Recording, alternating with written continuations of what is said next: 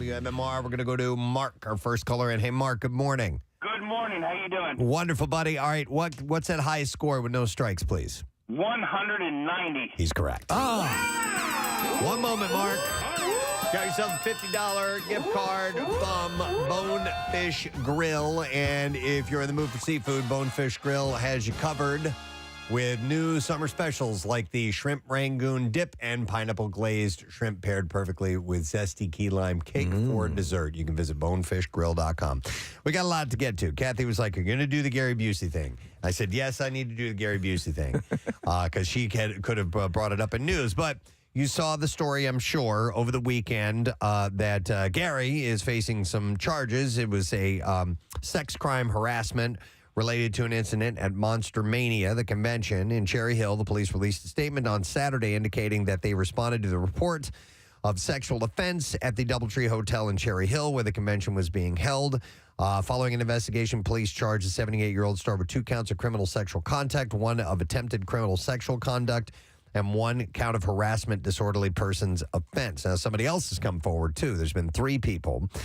Criminal sexual contact charges carry with them a prison sentence of up to 18 months and a fine of $10,000. Harassment charge carries a potential $500 fine, 30 days in jail.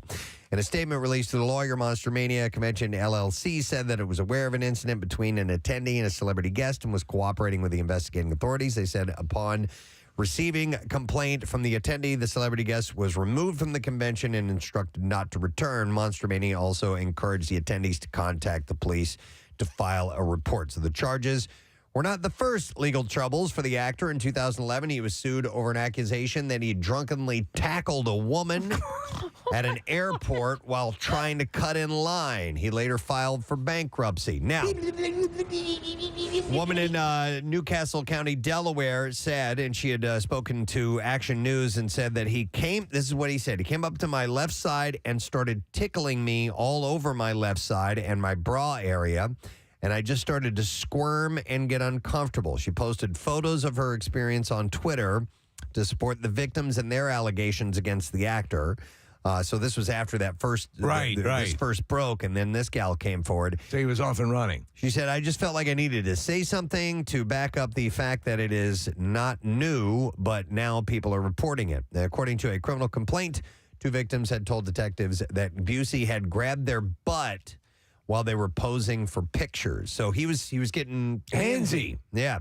A 3rd victim claims Busey put his face near her breasts and asked where she got them, and then reportedly tried to unlatch her bra strap. When she farts, as well. It's going to smell like Southern fried chicken. So Gary has now denied the allegations. He spoke to TMZ on Monday and said nothing happened with his accusers, and he doesn't have any regrets over the way he acted at the convention. Asked if the allegations are true, he said it was all false. I don't care because there are no accusations. Okay. Yes, there are. He insisted his interaction No, they're not. with the 2 girls took less than 10 seconds. He claimed that they then left. He said they made their story. He also alleged his partner and the camera woman were witnesses before adding again that nothing happened. Now, on top of all that, a day after he was charged with this, Gary was photographed pulling his pants down in public. The 78-year-old actor was at a public park in Malibu, California on Saturday, sitting on a bench with his black sweatpants down to his knees. It's the most depressing. What? Look at this picture. This What the old hell? Gary Busey, obviously some sort of injury on his right arm, his wrist, sitting there with his pants pulled down, sitting on a bench in the park by himself. He was also seen looking around and smiling. How are you? It's a good day, isn't it? No, that's just his face. Like, he can't Yes, not sir. smile. Right. Yeah. Everything's locked in position. Apparently, this isn't the first time that Can I snap your bra? he's pulled his pants down in public. Busey had fought with several housemates on the UK version of Celebrity Big Brother in 2014 for doing the same thing. So it's his little trick. He likes to pull his pants down. Look at that. This is my penis. Look at that. Yep. Perv. That's what I am. Wow. He always does those word, bra, being repulsive always. Oh, Perv, perfecting energetic reactions vigorously. is that what is that one of his things? Penis, processing ethically nuanced instruction selflessly. You know, that's his thing. He does those little. I remember that. That's how his process for teaching himself to be a better person. Obviously the results are evidenced by him sitting on the park bench with his pants down. Yeah. Was it the Surreal Life that he was on, or something like that? He's done a couple of them. Yeah, because I don't watch Big Brother or anything like that. So I don't know if he did Surreal Life, but remember there was like something called I think it might have been like the Gary Busey Project, or something like that. There was a guy with him, a comedian. In fact, following him around. Yep. I think Preston, that was the comedian. Yeah, we had him in the studio and asked him about it. I remember. And he that. said it was every bit what you would expect it to be. Completely trippy. Yeah. All right. Well, let's see where these charges go, man, because I'm very interested to see what they're going to do with that. This kind of feels like a Cuba Gooding Jr. thing, like in the bar when he was groping on that woman. I mean, it seems to be at that level. We'll see what happens. Yeah, and here he is. You know, I'm sure what his old man weird brain is thinking is, hey, you know, these young ladies are posing with him for pictures, and they're just there. Just gonna have some fun. Have some fun with these My guys. pants were up. Right. So, but you can't do that, Mr. Busey. When did that happen? You cannot. And It just used to be a thing. You stick your hand up under their blouse and play with their bras. Yeah. Just used to be fun. Yep. All right. Also, while we were away, Now you got to get permission. what we had yesterday off, recap from the weekend. Ben Affleck and Jennifer Lopez celebrated the wedding ceremony in Georgia on Saturday in front of friends and family just over a month after saying I do in Las Vegas. Some of the stars in attendance included, of course, Matt Damon and his wife, Luciana. Director Kevin Smith and his wife, Jennifer, were there. I think that's awesome because they had remember for a while they'd had a little bit of a parting of the ways, and that was mended, and they're back because they are friends and they've worked together a number of times. It was cool to see that Kevin Smith was there. Also from that realm, Jason Mewes and his wife, Jordan Monsanto, and top Hollywood talent agent Patrick Whitesell and his wife, model actress Pia Miller, were there. Lopez wore a white Ralph Lauren gown with a long flowing train and veil, and Affleck in a tuxedo with a white jacket and black pants. Photographs show them walking down a white aisle, followed by their children. And, of course, the life coach, Jay Shetty. I love you. Officiated the ceremony. Guests were photographed wearing all white on the grounds. I guess they did the wedding en blanc. Right, yeah. I don't like white tuxedos. On Affleck's 87-acre compound outside of Savannah. Preparations for the big celebration included a marquee on the estate with white chairs set up for guests surrounded by greenery and white flowers, an all-white piano, elegant tables set up on a riverfront dock, and a platform for a fireworks display. And then everyone played paintball, Preston. It was really afterwards. cool. Yes, that's why they wore the white. Yeah, so you can easily see who you've tagged. See the body hits. It was interesting who was not there. His brother, Casey Affleck, was not there. Yeah, he couldn't make it, but they did meet up the following day. Yeah. And there are pictures posted of them all together. Mark Anthony wasn't there, right? I wouldn't expect him to be Sometimes there. but they have a good relationship. Yeah. Yeah, you know who else wasn't there, Steve? Who? Hasselhoff. Ask that prick. He denied. Mark Anthony's the father of her kids? One of them or No, 9 they're of them? twins. Oh, I don't know. Just one of the twins. We don't know who the other is. twin, They split it. You take the first twin, I'll take the second. He's father only to one of them. Yeah, I don't know which one, but It's weird, but that has happened periodically where there's been a split where you have that two separate parents to two separate there was fathers a story, to and twins. I'll do a little checking on it. I might be remembering it wrong. Wow. I remember it was an anomalous thing. I'm like, how does that even happen? yeah, 2 eggs dropped. Right. And one got impregnated by one. Something like that. I know that Hasselhoff had something to do with it, though. Okay. All right. Mark Anthony is their father. Okay. He is the father. All right.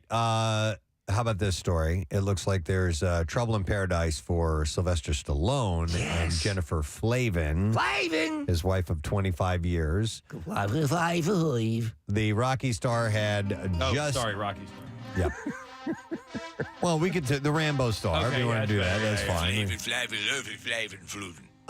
The Rambo star has also in Rocky. Has just had a giant tattoo of Jennifer on his right bicep, covered up with a picture of Butkus. Yo, Butkus! The bull mastiff from his hit movies. That, to me, is a bad sign. Yes, and Flavin, who is 22 years younger than the 76-year-old husband, has also hinted that it might be over in an Instagram picture of her hugging their 3 daughters. She wrote on the post August 10th, she wrote, "These girls are my priority. Nothing else matters. The 4 of us forever."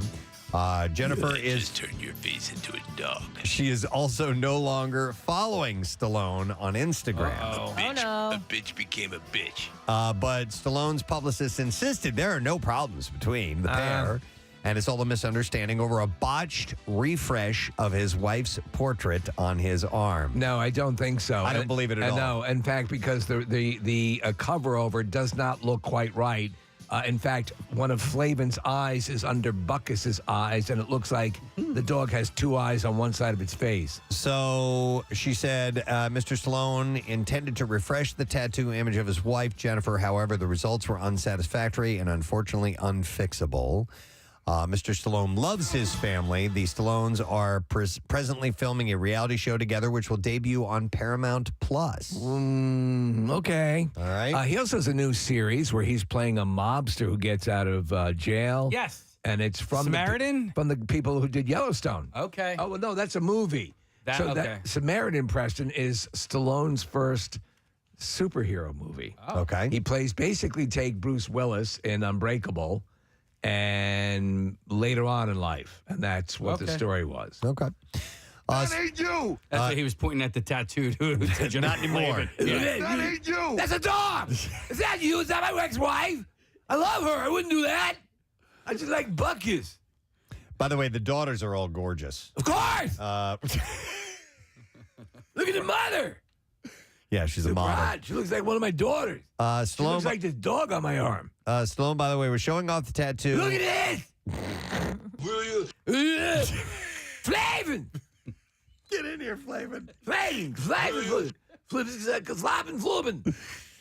Stallone was showing. Exactly! Where'd you come from? These two geniuses. Yeah. He's behind the curtain the whole time. Ladies and gentlemen, it's our first TED Talk.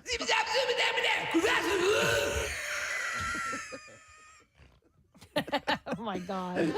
Bill Cosby and Sylvester Stallone together in a tent.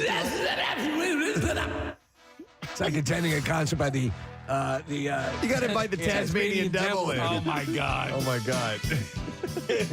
Flabba-dooba-dubbin. Exactly. Coming back. Flooby. Exactly. Ladies and gentlemen, Tasmanian Devil.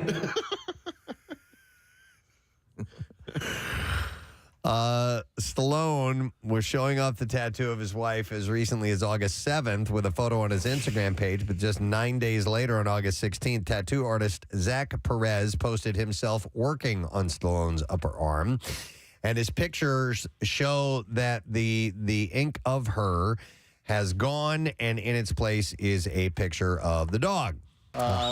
I'm not under this. And as a Cosby, measure, by the way. hey, is when bought. I was. Is it still going on? Where you? No, he does the thing out. Ding, ding. What is it? Ding. I never. And he said, All I did was get out of the shower.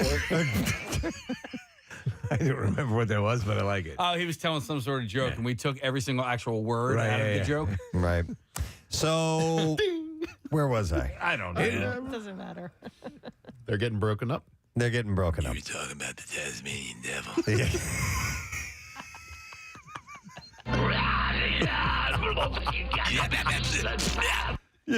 than that.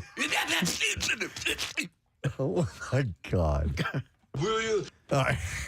Okay. All right. Anyhow, he tattooed over it. We'll see if they're still together or not. The family of late actor Bill Paxton has agreed to settle a wrongful death lawsuit against Los Angeles Hospital and the surgeon who performed his heart surgery shortly before he died in 2017. The suit filed against Cedars-Sinai Medical Center more than 4 years ago had been scheduled to go to trial next month, but attorneys for Paxton's wife of 30 years, Louise, and their two children, James and Lydia, filed a notice in Los Angeles Superior Court that they had agreed to settle the case. So think about how long this has been in. Yeah. I didn't realize that they had filed a wrongful death suit, but yeah, it did seem weird that he all of a sudden died. And he was, he was in the hospital. He was being tended to. So the terms are confidential, but the cause was a stroke that came 11 days after surgery to replace a heart valve and repair aorta damage. The lawsuit, filed a year later, alleged that the surgeon, Dr. Ali Koyanzad, had used a high-risk and unconventional surgical approach that was unnecessary and that he lacked the experience to perform it, and he downplayed the procedure's risks as well. Wow. The defendant said in court documents that Paxton and his family knew and understood the risks involved in the procedure and voluntarily went on with the surgery. The defendant said there was no negligence that led to the death. So it was a 4-year battle marked by frequent attempts by Paxton's family to extract more discovery evidence from the hospital and frequent court hearings over the issues, but they have settled out of court. I'm sure there's a fair amount of money involved. In February of last year, our buddy Rob McElhenney and Ryan Reynolds completed their reported $2.5 million purchase of Wrexham AFC, the soccer team or football team, however you'd like to refer to that. It will all be featured in a new FX documentary series called Welcome to Wrexham, and it premieres 10 p.m. Wednesday on FX and then streams the next day on Hulu. And I've been seeing the teasers for this now. It looks really good. McElhenney says in the series' first episode, I'm from Philadelphia, and I've always been a sports fanatic. I couldn't play anything, but I always loved watching it. My whole family loved the Eagles. And it was just something that was a part of my life from the time I can remember. The team becomes an extension of the city. Even as a kid, I just remember that gave me something to identify with. He said, Philly folks are people who work really hard for everything that they have. And Wrexham and Philly, later says, aren't so different, even if they're an ocean apart. I chatted with him on Sunday. I believe he's going to come on our show on Thursday to talk about this. Excellent. Yeah. Excellent. He said it's a working class town. It's a blue collar town. It's a town that has had ups and downs, and they haven't had all the opportunities a lot of other people have had. And I feel like I know those people, and I grew up with those people. I am one of those people. Yeah, I can see that. You know how they met, Rob and Ryan Reynolds? Ryan slid into Rob's DMs. He was an admirer of Rob on It's Always Sunny in Philadelphia, and Rob did that dance scene where he trained to be a ballet dancer a few seasons ago on Sunny, and Ryan Reynolds thought that it was just really impressive, so he DM'd Rob, kind of blind. They never met before they never met in person before they bought this team together. That's interesting, They man. started doing the documentary, and that's when they ended up actually meeting in person. Wow, that's cool. Good for him. And so I hope we do get a chance to talk to him this week. It'll be awesome. Then one last thing before we do the clips. The Game of Thrones prequel, House of the Dragon, gained the largest audience ever for a new original series on HBO. Did you watch it? I did not. Okay. So I will check it out over the course of this week for sure. I saw a funny video of this. Somebody had their camera trained on this apartment building, and you could see the amount of people in their apartments watching Game of Thrones at the same time because all the lights were flashing, like the ambient light from the TV. Yeah, they were all that's synced funny. up. Nice. I think the streaming crashed for it, correct? Ooh, I don't know. I didn't see that. Deadline report said 9.986 million U.S. viewers, so about 10 million viewers watched the series on Sunday. So it is out, it is there, and you can have at it. All right, we're ready to roll the clips. Being a millennial working with baby boomers can create an unconventional atmosphere on set, but Selena Gomez has a different experience. Here, Selena explains why working on the set of Only Murders in the Building is where she is happiest. Someone my age deals with the sort of pressures that, social media can inflict. And being on set, it's a wonderful place where we have intellectual conversation, and it's actually about true things that matter, not things that have to do with appearances. This is real life. That's how I feel when I'm on set. That's why it's made me the happiest. The season 2 finale of Only Murders in the Building premieres tonight on Hulu. I liked season 2 even more than season 1. Really enjoyed it. All right, here's the next clip. Selling the OC follows Sunset boss Jason Oppenheim as he establishes her real estate office. What? In Orange County. On Orange County. Who? Okay, never mind. In this clip, Oppenheim describes how he is getting acclimated to filming in a new destination. That's great. Here we go. Someone my age deals with the... I was doing something. What is that? Who is that? That was Selena Gomez. What's going on? As Hold the on. audience, From the beginning, please. Here we go. kind of just getting, I think we've all kind of got to know each other as the audience is going to be getting to know us. But I will say that I consider a lot of the people on a lot of these agents at the OC office, some of my good friends already, and I have so much fun coming down and filming with them. I don't give a Selling the OC premieres tomorrow night on Netflix. Selling the OC. Jesus Christ. There you go. That is our entertainment report for you this morning. Hey, Paul Reiser's going to be on our show. I know. That's very cool. Excellent. So we will talk to him. He's going to be in the area. He's coming to the Keswick Theater and another venue. He's going to be at the Eichelberg Performing Arts Center in Hanover as well. So anyhow, we'll talk to Paul around 9 o'clock this morning, and we'll get into some other things while we are hanging out with you on the drive into work on this Tuesday morning. So we'll take a break and come back in a second. Hang in there, my friend. Preston and Steve. Major wardrobe malfunction that may have escaped viewers' notice. Nice beaver. Are we sure that's what it was? The 46-year-old told E.T. I can see a beaver. I think it was the third or fourth episode. I walk out, my hand is on my back, and I was holding my dress together. It was not zipped up. And I did not have on any of my jewelry. OMG. Yeah, What is that, a Muppet between your legs? Actually, she does look kind of bare without jewelry. Yeah, you're right, because they usually bling them up on that show. Well, she's been a complete success during this whole run with the screwing up stuff right and left. And She must have been rushed for whatever reason. Remember my wardrobe malfunction when my knocker fell out? No. Excuse me? Was But it dancing? Salsa Yeah, I dancing. remember. It was a halter top, so it clipped behind my neck, Yeah. and I was in the middle of a performance, and it snapped off, and it literally just fell down. And I remember the move. I had to drop to the floor in like a count or two, and so I went down early.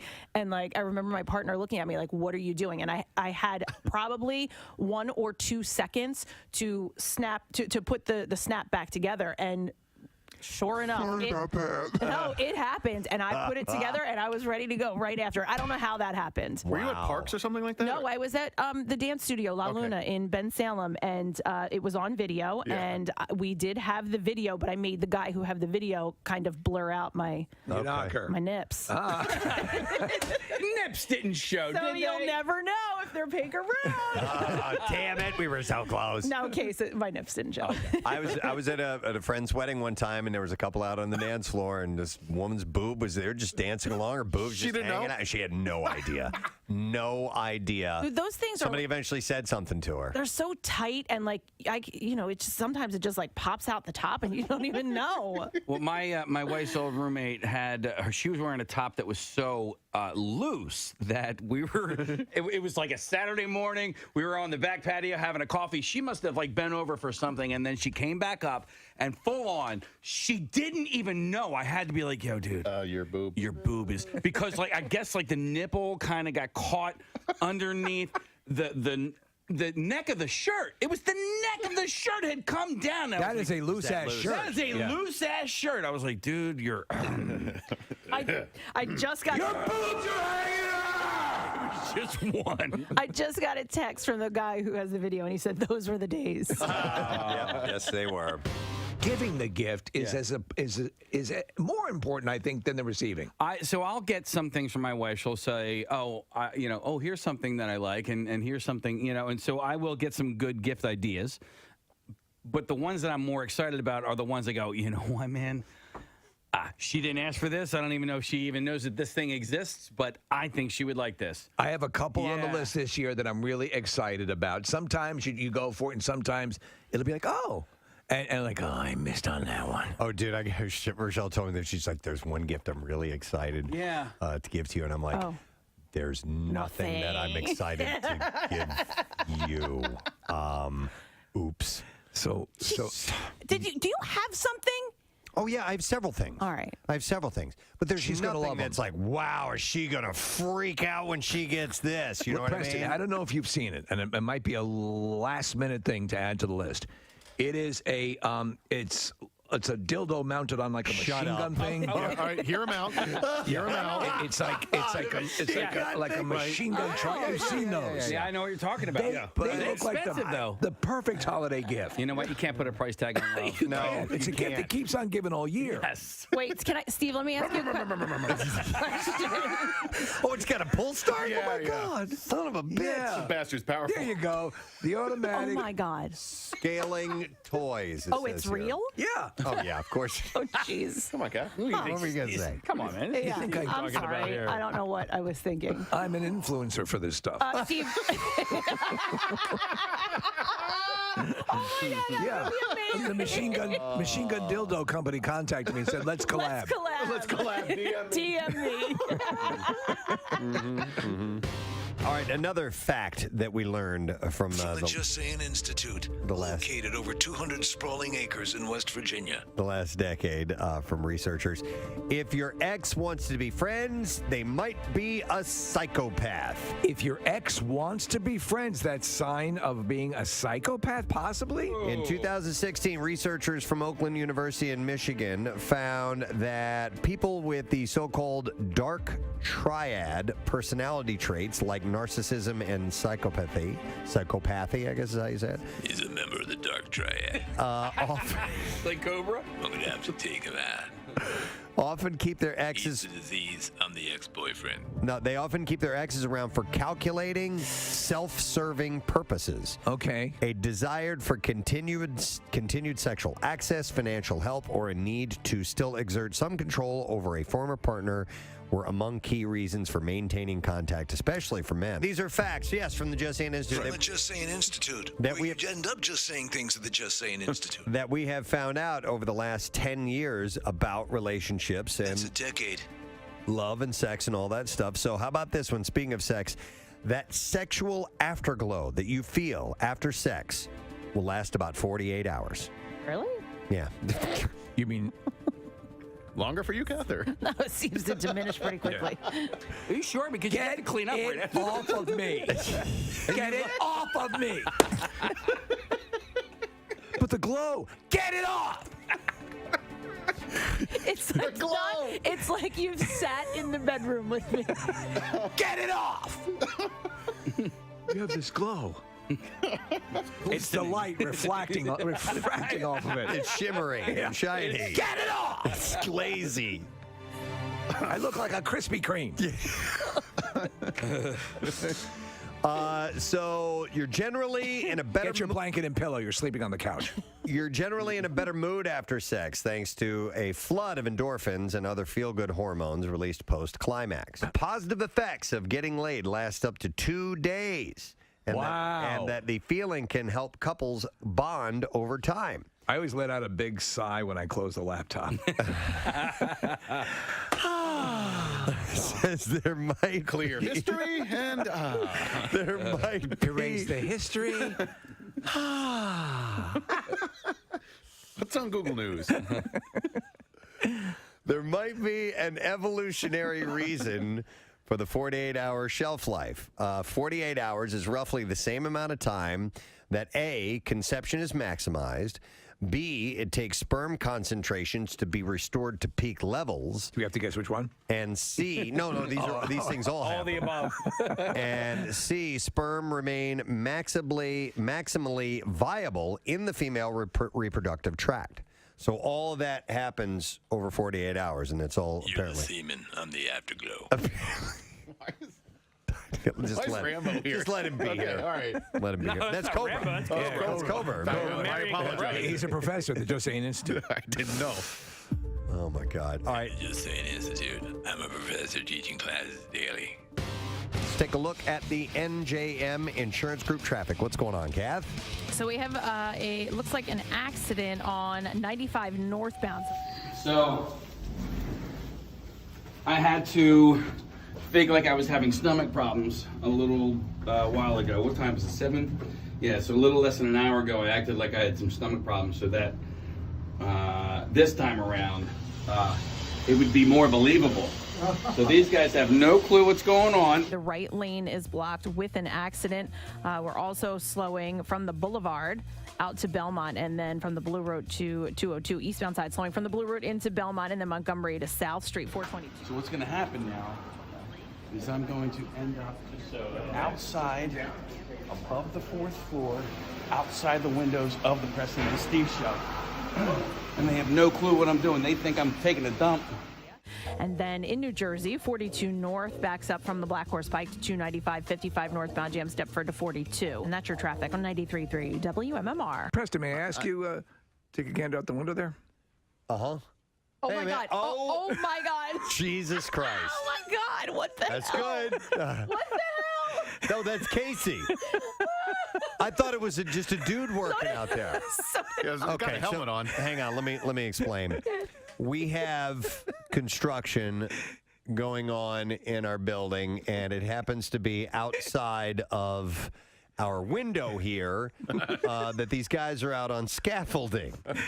And Casey's out there. He's outside of the studio. And I just looked over and I saw a guy's bare ass up by the window. And apparently that's Casey. And he's calling the hotline right now. Hang on a And I second. love that the other construction worker out there is really not phased at all. and is He's going about his continuing to business. work. What the hell are you doing? Oh, I don't know. I was presented an opportunity to be on the other side of the glass, and I just jumped on it. Sorry. I'm mooning you, and they gave you the finger, and you flipped me off before you realized who I was. Well, you were flipping me off. I know. You're like, I'm just going to give this guy the finger back. And then you're like, oh, my God, that's Casey. Yeah. So, hi, guys. Do we get a picture of the actual mooning? Because it was amazing, especially with the skyline behind you. No, we missed it. Oh, damn it. We can recreate it. I'm sure Casey Yeah, if doesn't you don't mind mind, dropping his pants again. Case? Yeah, I don't know how to mime. Is that what you were saying? You know what's great on the No, radio? we had Miming. nothing to do with miming. I was wondering if you could drop your pants again because we missed that. We didn't get a picture of it. Oh, there we go. All right, so He's miming on the radio. would Casey mind, I think is what you said, not mind. My mind, it's the same thing. He started doing the fake pane of glass thing. Is that what he thought I said? I guess That's so. adorable. Kathy, new Word of the Week prize. In case you have not heard about that, we have $500 to give away. It's a Visa gift card from our friends at Marvel Studios She-Hulk Attorney at Law. So letter at the end of the show, and it's a 4-letter word this week, so we will give that away on Friday. I think it's time for me to transform into the stream of consciousness this morning. There's an actual glow that falls over you when you transform into the stream of consciousness, as if you're tapping into some universal energy. We have a listener who puts together these fantastic photos of my various characters that I've assumed over the years, and I love the stream of consciousness. It's a riff on Doctor Strange, Right, yes. where I've got like 10 arms. And There's a multiverse. That's a what you're tapping yeah, into. Exactly. All right, I saw this story this morning. Pennsylvania could be known as the home of not just the nation's greatest alligator, but America's favorite pet if Wally Gator can keep his popularity growing. Wally Gator. Wally Gator is described as an emotional support alligator. Oh! What? We had him in studio. Or did we have That's him in the Wally. studio? That That's one? right. Shut up. When was this? How long ago? I remember having a gator here, but it's been a long time. Yeah. Was it pre-pandemic or was it? It had to be. Had to have been. It had to be. Yeah. Let's see. Yeah, March Meet 2019. There we go. There it is. Oh my God. Well, Wally Gator is in the running for the nation's favorite pet. And right now he's in second place. So social media is filled with images and videos of Wally swimming with children in pools, resting his head on the laps of strangers, going for walks on a leash through parks, and hugging senior citizens with all 4 of his legs. Yeah, I remember when we had him. He was actually kind of adorable. Joey Henney is his owner and said he senses people's emotions and gives hugs to try and cheer people up. He hugs you, by the way, by placing his jaws around your throat. Aww. Henny, by the way, is battling cancer and says that Wally has provided crucial and tender support. And Henny said he has come with me to radiation and has brought cheer to other patients and the doctors and nurses. How does it say what size he is now? Because he was smaller. Yeah. He certainly wasn't a 10-foot alligator. Yeah, in this article, it doesn't say how big Walligator is. Do they tend to not grow past their environment? I've heard that, and I've heard also that is an urban legend, so to speak, that they'll grow the way they're going to grow, regardless of the container that they're kept in. Not like a veal. So the Dauphin County-based pet is currently in second place in the competition. Where is Dauphin County? By Harrisburg. Okay. So open voting. Next to Taintville. Which they opened voting early on Monday. The winning pet will earn $10,000. Wow. And also be featured in Touch magazine. Wally's caretakers say instead of snacking on people who pet him, he goes for raw chicken and cheese puff corn. So he lives in a house with his family and sometimes finds himself in trouble. And he said, at night he likes to climb into my bed and steal my covers and pillow.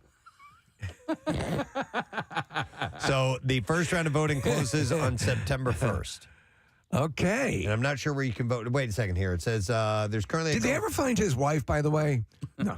It says there's currently a GoFundMe collecting money for Joey Henny's care.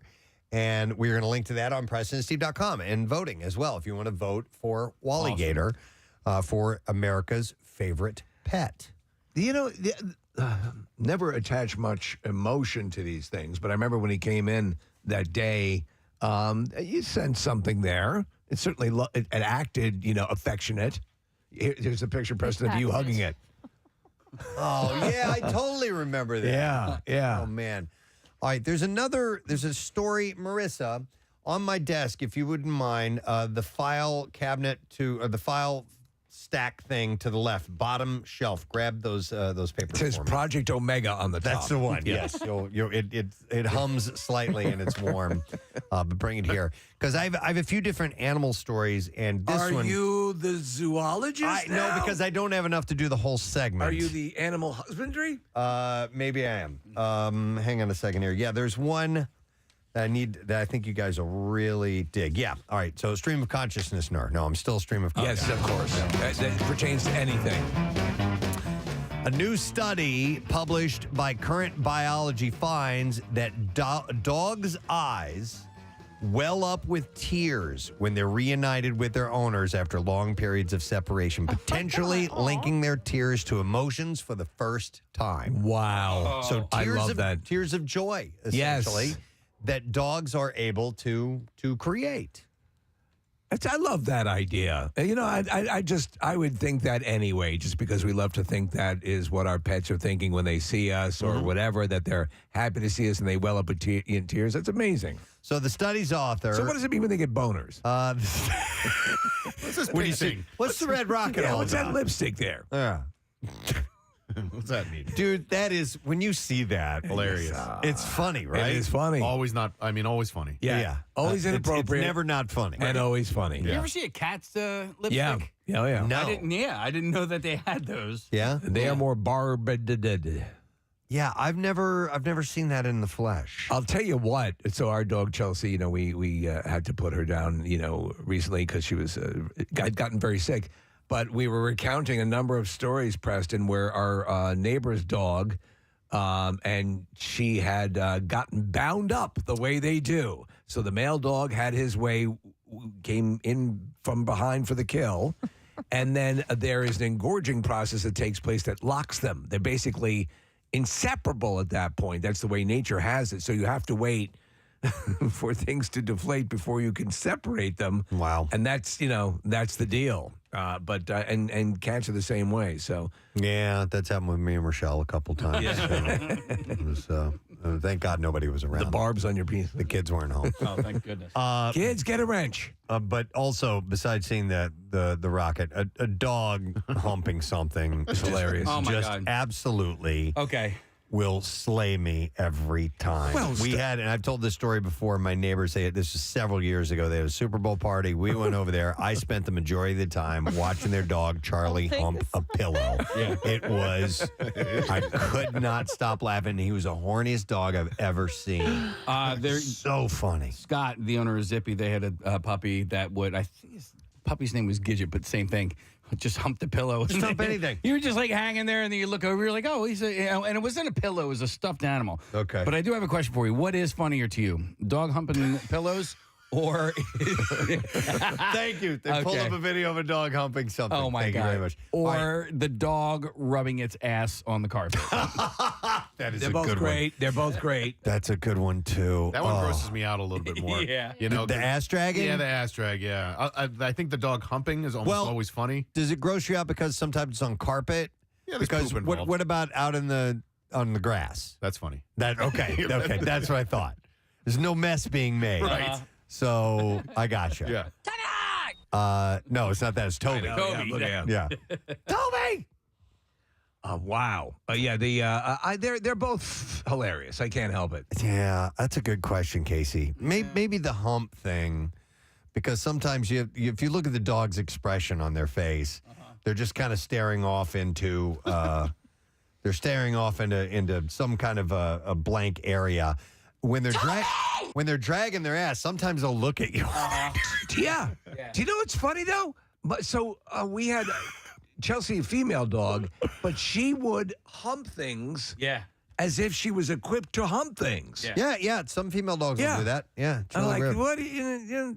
You showed up without a bat. And my dogs hump each other, which is weird because one is fixed and the other's not. Okay. Huh. And they're both boys. It's a dominance thing, though, right? I think Yes, so, yeah. that's absolutely what it is. So the study. That's when I rub my ass on the floor. It's the same thing. Right. If Claire and I have gotten a fight, I'm sure you do it with Rochelle too, Preston, where you pull yourself with your arms across the floor. Yep. With my legs straight out. Yeah. Yes. Of Yeah, course. you like that carpet? God, can a human being do that? I couldn't do that. To pull yourself that way? I mean, yeah.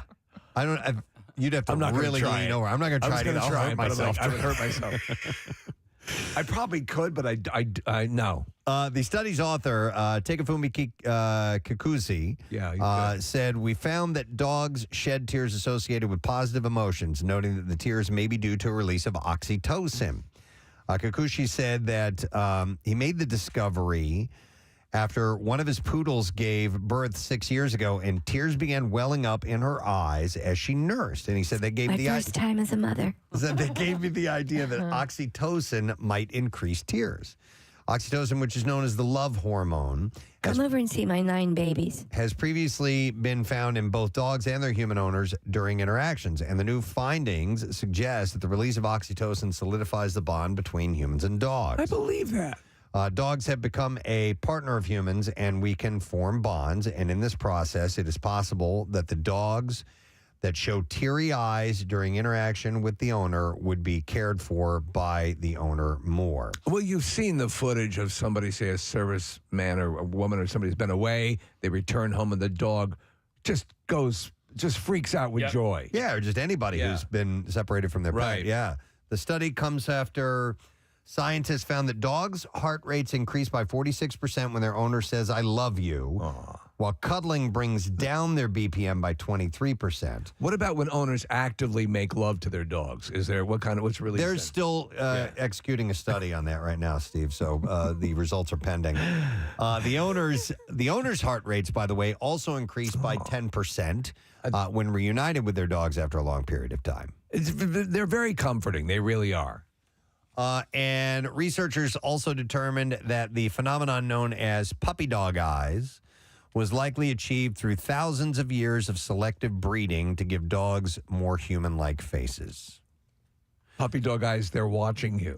Yeah. So that's cool. I love that. That's very dogs good. Will actually they tear up, and it is from a hormonal reaction. Do you cuddle with your pups every night? Oh yeah. Well, not every night, but I mean, during the day. Definitely got to spend some loving time with the pups. You like me? I have to actually schedule sex with my pets. Yes. or else I never get around to it. Well, we're busy people. And they're busy too. They're doing things. You got to fit that in. So, I have another stream of consciousness snore. Is it animal related? It is. Okay. Wow, it is. Oh, National Geographic. All right. Listen to this. Scientists have confirmed the world's first poisonous bird. Whoa! Oh no! Makes them even worse. A poisonous bird. So what's Like it's saliva? The hooded patooey. Patooey? Yeah. I guess that's how you pronounce it. Yeah. Pitouhui. Patooey.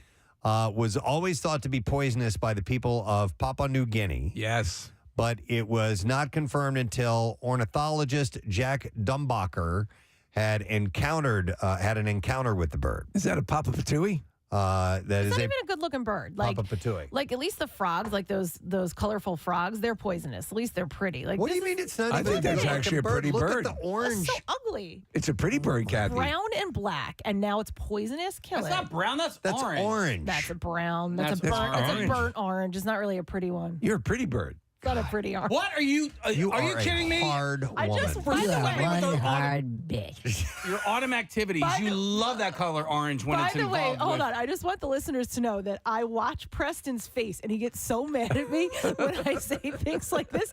He can't believe that I actually think this bird is ugly. So that's why I keep going, just so they know.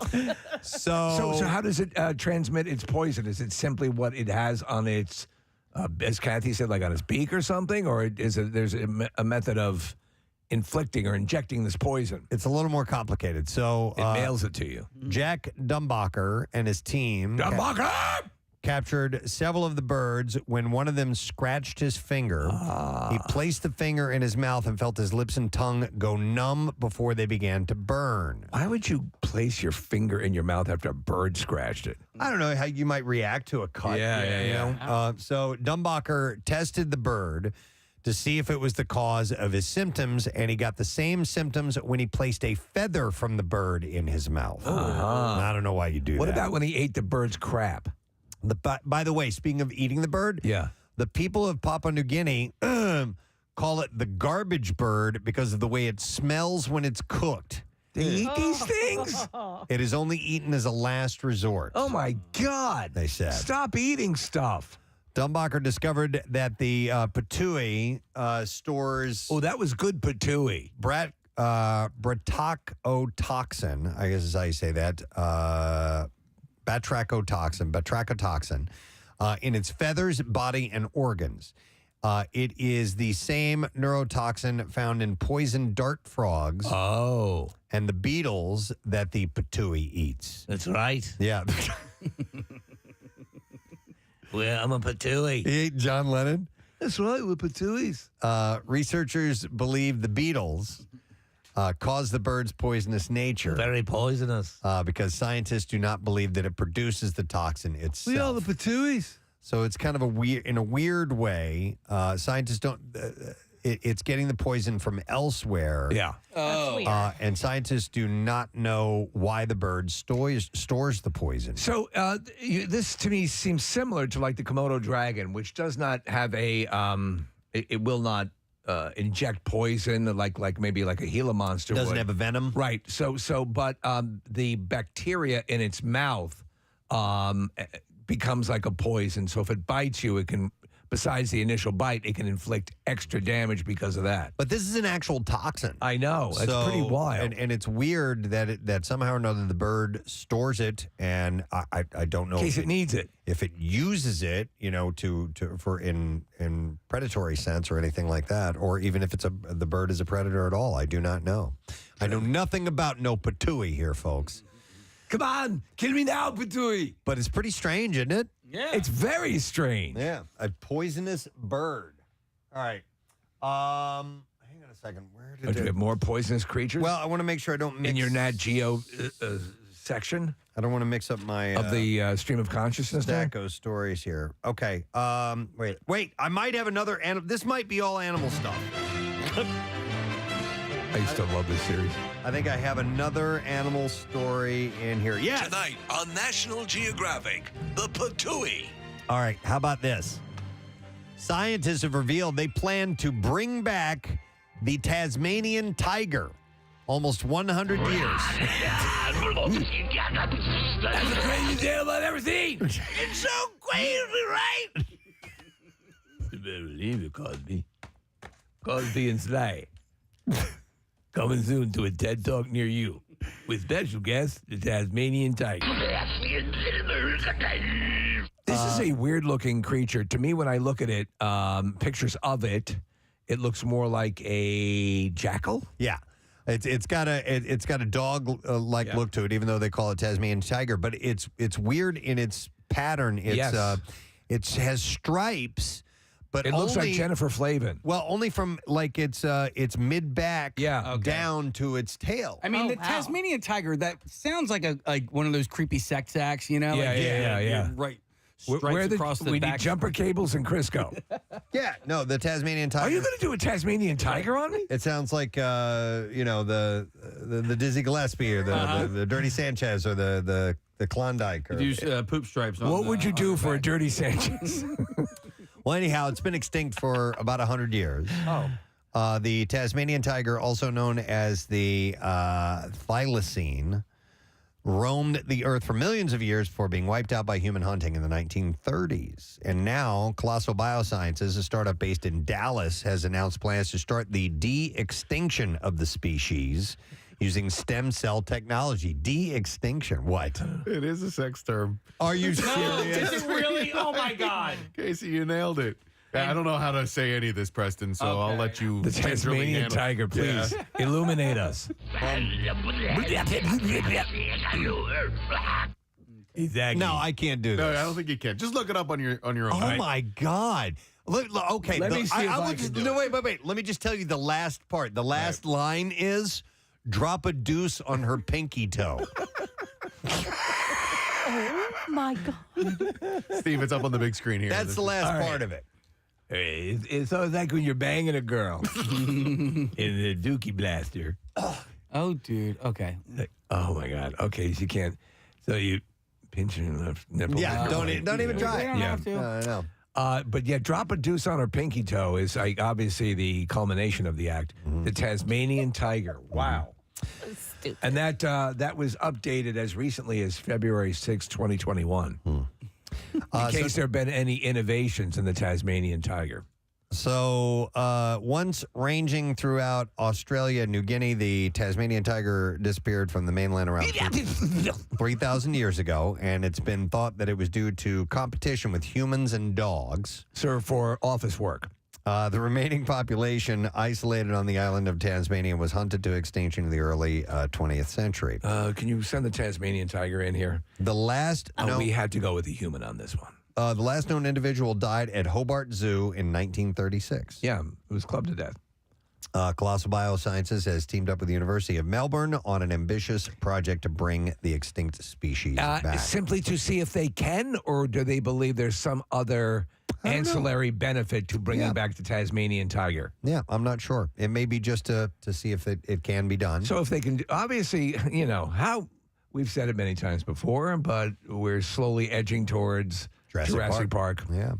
The scientists plan to take stem cells from the fat-tailed dunnart, a living species with similar DNA, and turn them into thylacine cells using gene editing technologies. The fat-tailed dunnart, is it a canine-like creature as well? That I didn't look into. Nick, it is spelled Dunnart, if you want to look that up. Once an embryo... like a rodent. It's the fat-tailed dunnart. Okay.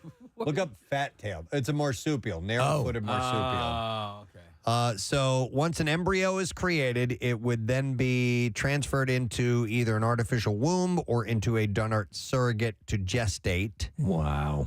If Colossal is successful in bringing the Tasmanian tiger back from extinction, it hopes to introduce the animal back into its original ecosystem in Australia. Interesting. Sometimes, yeah, I don't know. You're playing with nature, but what the hell? You wonder if you could. You never thought about whether if you should. Yeah. That's not appropriate. Mm-hmm. So maybe the there's final step is to leave a dookie on her pinky toe. Oh, my God.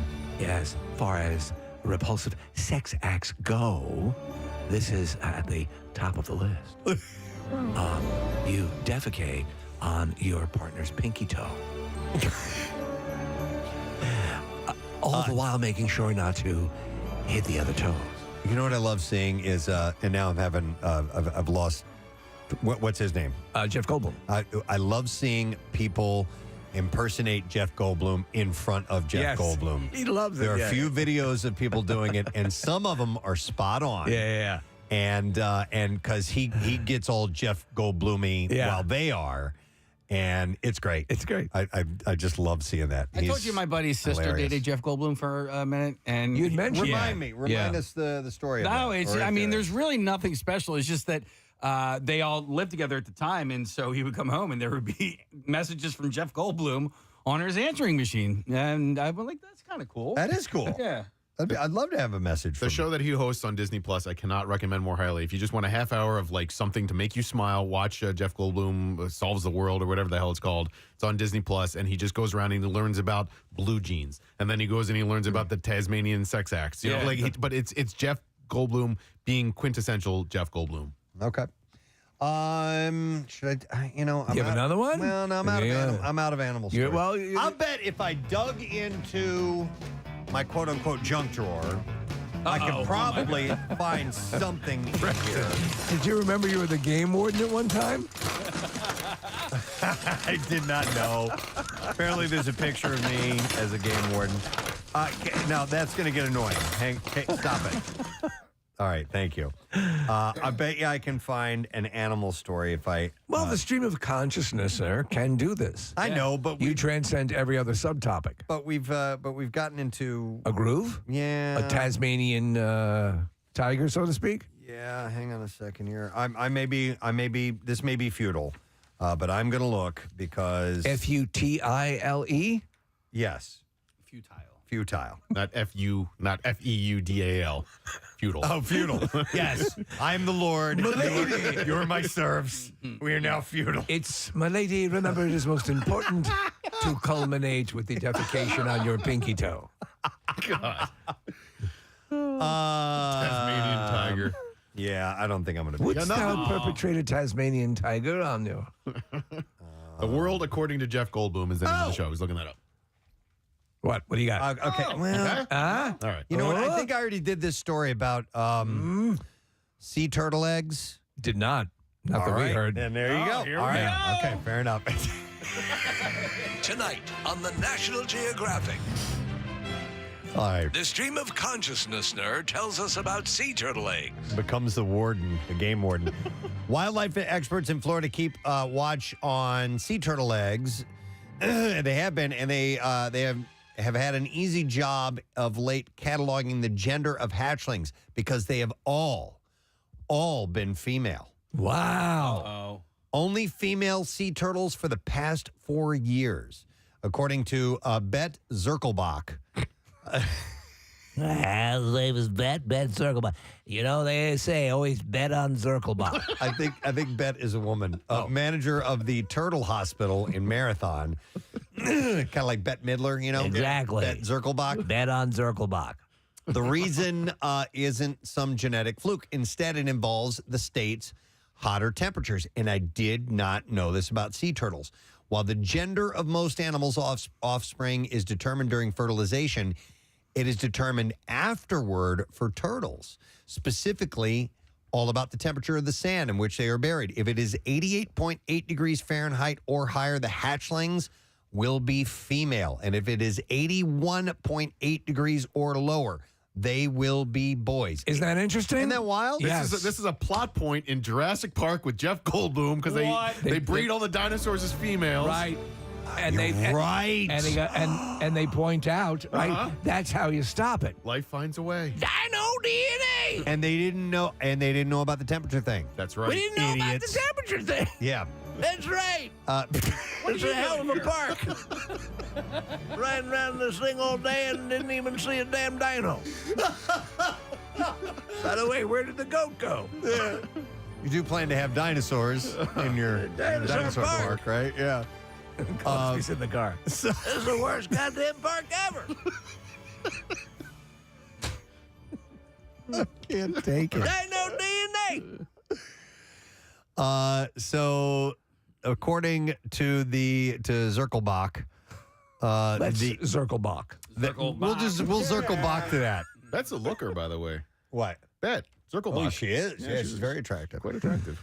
So the frightening thing, she said, is the last 4 summers in Florida, we have had the most hot summers on record, and what's happening in Florida has been observed elsewhere. A 2018 study in Australia found that virtually all sea turtle hatchlings in part of the Great Barrier Reef were female as well. Interesting. So she's bringing Zirkelbach. I'm bringing Zirkelbach. Yeah. Oh, Zirkelbach. Yeah. You can work at any one of. You can do so many options. Sexy back. I'm bringing Zirkelbach. What does this mean in the long run for then? Will mating by sheer numbers diminish? She said over the years, you're going to see a sharp decline in their population because we just don't have the genetics. But a sharp increase in lesbian turtle clubs. But we don't have the genetic diversity. We don't have the male to female ratio needed in order to be able to have successful breeding sessions. However, a relatively small number of males is required to You guys like the Indigo Girls? to fertilize. Lesbian turtles. Hey, who wants to go see the Indigo Girls? Got 3 tickets. I actually did a search on the Indigo Girls over the weekend. Yeah. I love the Indigo I was Girls. listening to Closer to Fine, and I'm like, man, I wonder if those guys still tour. Great song. And they do. They tour all over the place. They just play smaller venues. I'd love to get them on the... It'd be great. It'd be perfect. Well, let's tell them about the Turtle Yeah, Club. the turtle Maybe thing. they'll want to jump on board. I'm bringing Zucker back.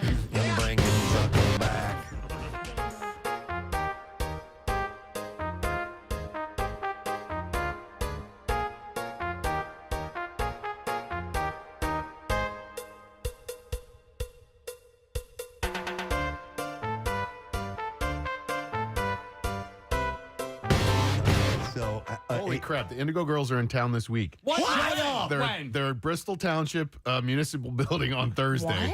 Oh, Yeah. happy birthday, Kath. Yeah. Wait, you can't do that yourself. I can't? I'm No. not allowed? No. Is that in the bylaws? I have to check. It's in the bylaws. It's in. You should contact the Indigo Girls. Yeah, so they're Bristol Bill Township won't like that at all. Municipal Building. Come on. Well, hang on. Don't like them. Hey. They wear flannel. We don't play the Indigo Girls. They wear work boots. Well, we do have an Indigo Girls ID, so technically. Do we? Yeah. Play it. Play it. Well, it's probably not a Preston Steve ID. I don't but- care. All right. Hi, I'm Amy. I'm Emily. We're the Indigo Girls. And you're listening to Pierre Robert on 93.3 WMMR. That's our station. Philadelphia. Yeah, There you go. Then we can have them on. Yeah, they're opening for Brandi Carlisle on her national tour, and then they're doing some select dates as well, including this Thursday in Bristol. Wait, who are they? Who is she opening? Who is Brandi Carlisle. Brandi Carlisle. Very popular. My wife didn't really know Brandi Carlisle, but went to the concert. Yeah, she was at the a couple Man days last ago weekend. Yeah, and loved Loved it. it. yeah, she's terrific. Okay. Let me see here. Oh, here we go. Oh, We yeah. have, We're going to play some. Come on.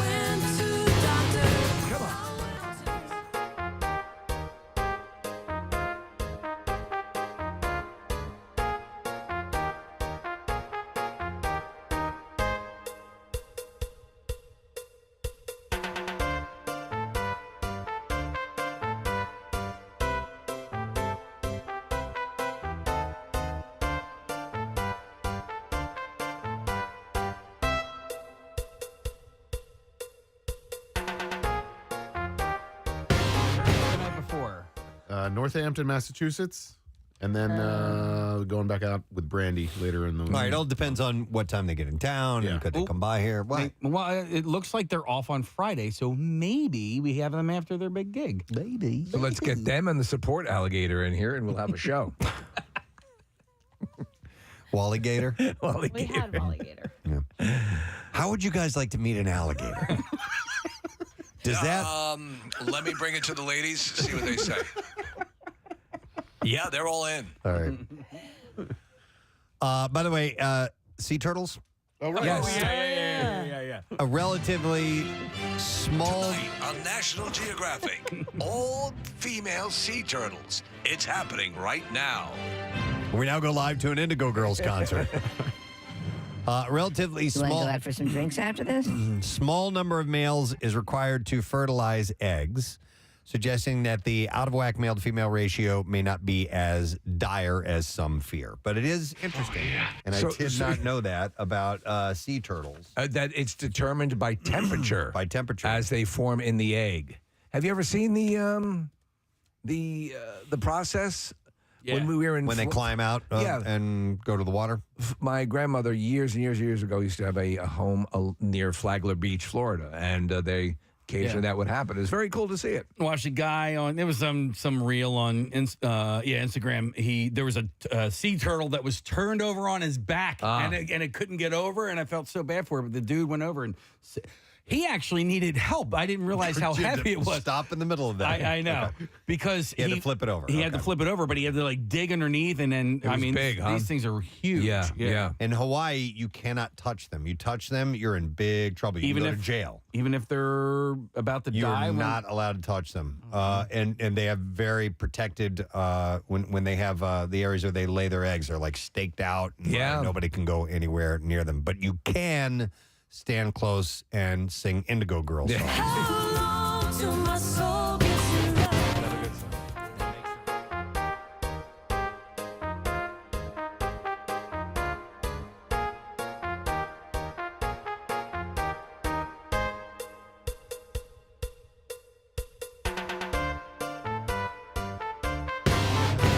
Listener, This Friday, the Indigo Girls on Preston and Steve. or the game warden, whichever you want. It was all good. They meshed together nicely. I can't believe I didn't even plan that, doing all animal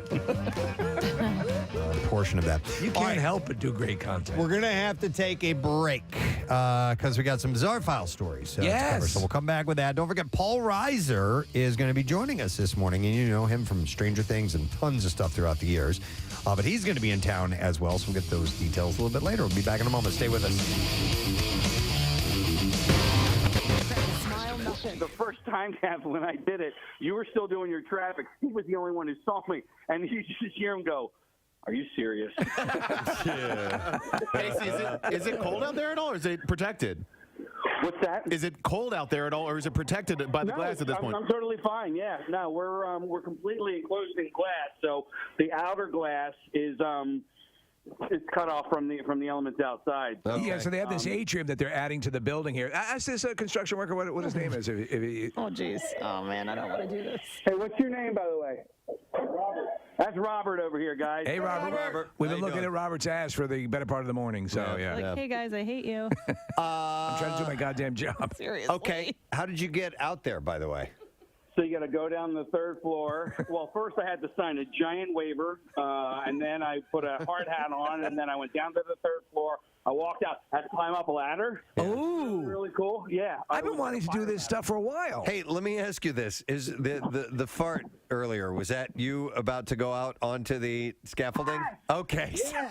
Oh. So Casey was faking a bathroom emergency, and he came back and said it was fart. And I was like, I thought that was a little odd. No, because if it's Casey, you would have figured he would have crapped his pants. Right. Okay. Yeah, so I thought I was going to be out there earlier, but what I actually had to do was go through all of like the legal stuff of signing my life away. But at that point, I thought I was coming outside, but I wasn't. So this kind of stuff, construction. When you see this, you just want. I think it's cool. Like that's why we talked about like Diggerland or whatever it is. Anything with the equipment and cranes and stuff like that. Look at you. You make a good construction worker. You look good in your hard hat and everything. The way you moon. I think you look like the foreman. You know, like you look like the guy in charge of everybody out there. Are you sure it looks like a fireman? That's a fat joke, guys.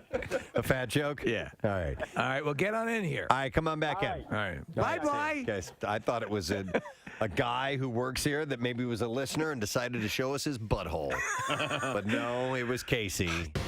It's Shirley Bassey's birthday today. Binga! Yeah. Love her. Pretty girl, beware of his heart of gold. His heart is cold. He loves only gold. He loves only gold. Only gold.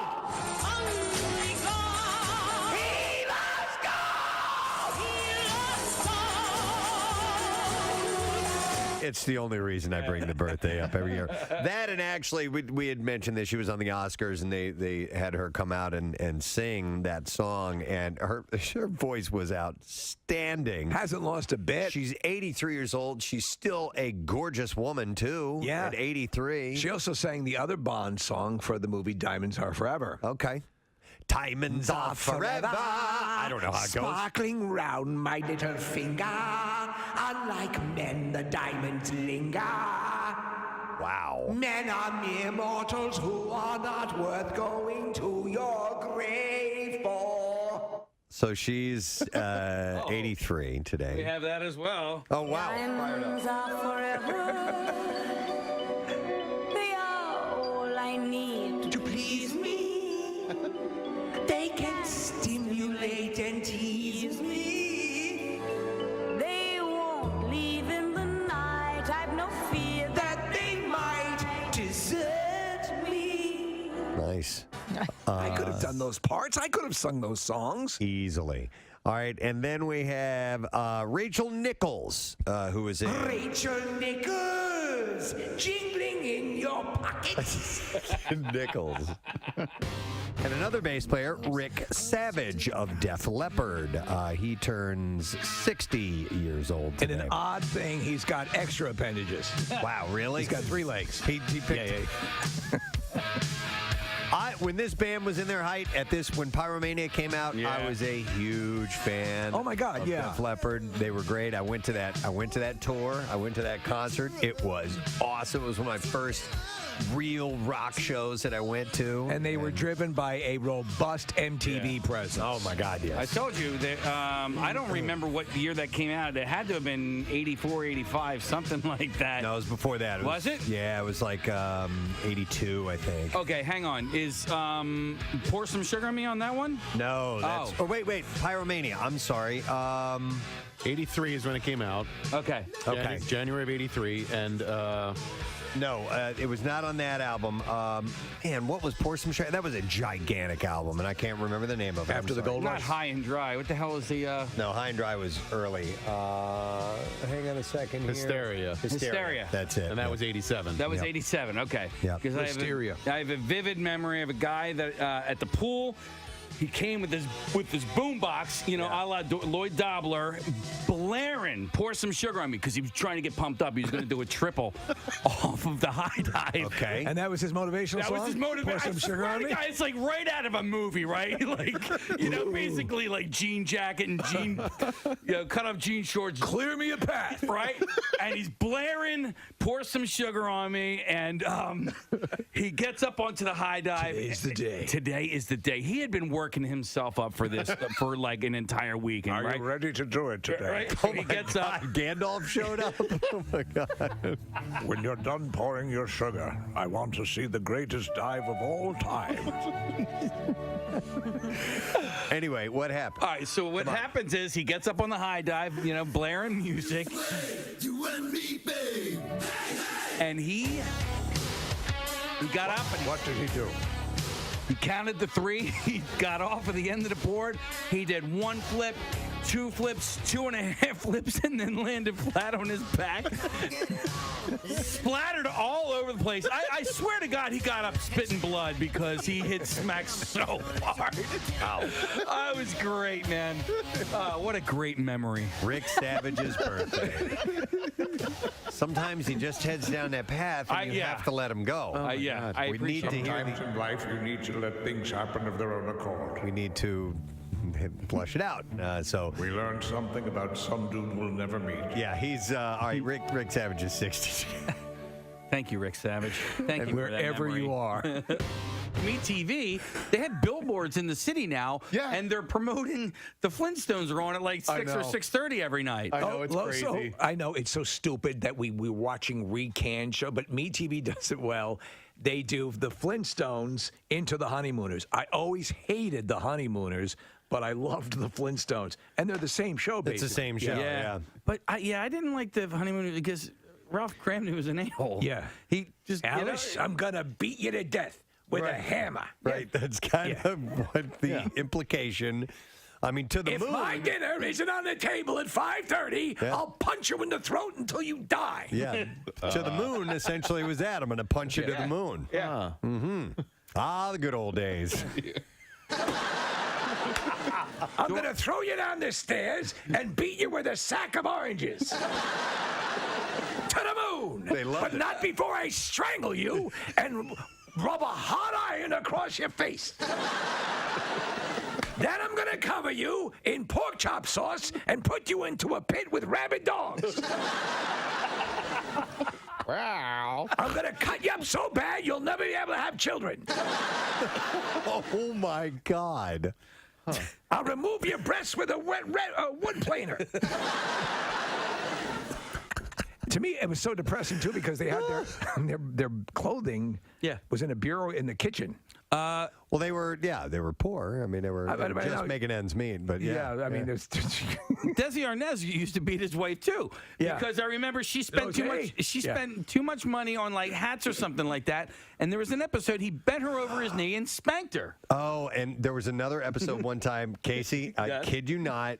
She had done something that was going to piss him off, so she decided to go and get a sunburn so that he wouldn't hit her. Jesus. Oh my That's God. what television programming was. Lucy, I'm going to throw you down the elevator shaft. Lucy, I'm going to take you back, tie you to the dumpster, and drive the car into you. Ricky. 1950s programming, Wow. man. I'm going to cut your head off. That's ridiculous. Columbia necktie. Break your legs. See, the audience ate it up, though. They loved it. You know? There was an episode of Different Strokes where Arnold got in trouble, and Mr. Drummond, because he wasn't his actual father, put him in a wood chipper? No. They brought his uncle in to beat him with a belt. I'm not lying. That's that was a legit episode. Storyline. Yeah. Here, get the switch over here. Get your uncle. I can't beat you. But fortunately, we found someone who can. Got a Do you blood remember relative. in the Dick Van Dyke Show when Dick Van Dyke slammed Mary Tyler Moore's head in the car door? Oh, yeah. Because the mashed potatoes were lumpy? But the audience loved it. They were lumpy? Yeah. Wow. Yeah. I'm going to make your head lumpy. Something new from Hershey's. I have. You guys like Hershey's Kisses, right? I mean, pretty much. I do. Does. I do. They're especially on the holidays too. You get those cookies with the big single Hershey's Kiss right in the middle of it. Right in the middle, yeah. Hershey's has created a new flavor, and they arrived. No, I'm sorry. They arrived in 2019, and now they're back for Valentine's Day. It is the Hershey's Lava Cake Kisses. And is it made from actual molten lava? It burns the inside of the interior of your mouth. Yes. The kisses are dark chocolate with a gooey chocolate center. This seems very it's a Jewish chocolate center. Bill Weston loves Is that a Jewish thing? Is that a Jewish thing? Gooey. This has a very Jewy taste to it. Mazel. They're so moist and Jewy. Mazel, mazel. Of course I would say that. Is that a Jewish thing? Oh, my God. And there goes the second. It's a wonderful cookie with the taste of Israel. The kisses are dark chocolate with a gooey chocolate center. Is that a Jewish thing? Not a Jewy chocolate center. And I just said Jesus under my breath, too. Jeez. Well, he was a Jew. That's right. The limited edition holiday flavor is available at Target, Walmart, and other retailers. I like this concept. Do you like the chocolate molten cake? Yeah, I do. Oh my God, I very much do. I bought this for my wife and our last anniversary. Wheeze. Wheeze anniversary. And by the way, if chocolate has a discolored look to it, does not necessarily mean that it's bad. Yeah. Yeah, I did read that a while back. That doesn't mean that. So what does it mean? It's bad. Somebody look even it up. Jewier. It's. Oh. It's kosher. Okay, all right, that's what it means. Yeah. So Preston, just a quick thing on these candies, the ones that have the molten, is that a soft? Yeah, center. It's a gooey, A gooey center. chocolate. I center. like that idea. Yeah, I do too. Here we go. It says, when you see white or grayish film on the surface of your food, it normally means product has gone bad, but it's different with chocolate. When the cocoa butter fats in chocolate separate from the cocoa mass and rise to the surface, it results in something called fat bloom. You gonna eat your fat Are you bloom? gonna eat that fat bloom? Listen, if you're not going to eat your fat bloom, can I have it? It looks really good.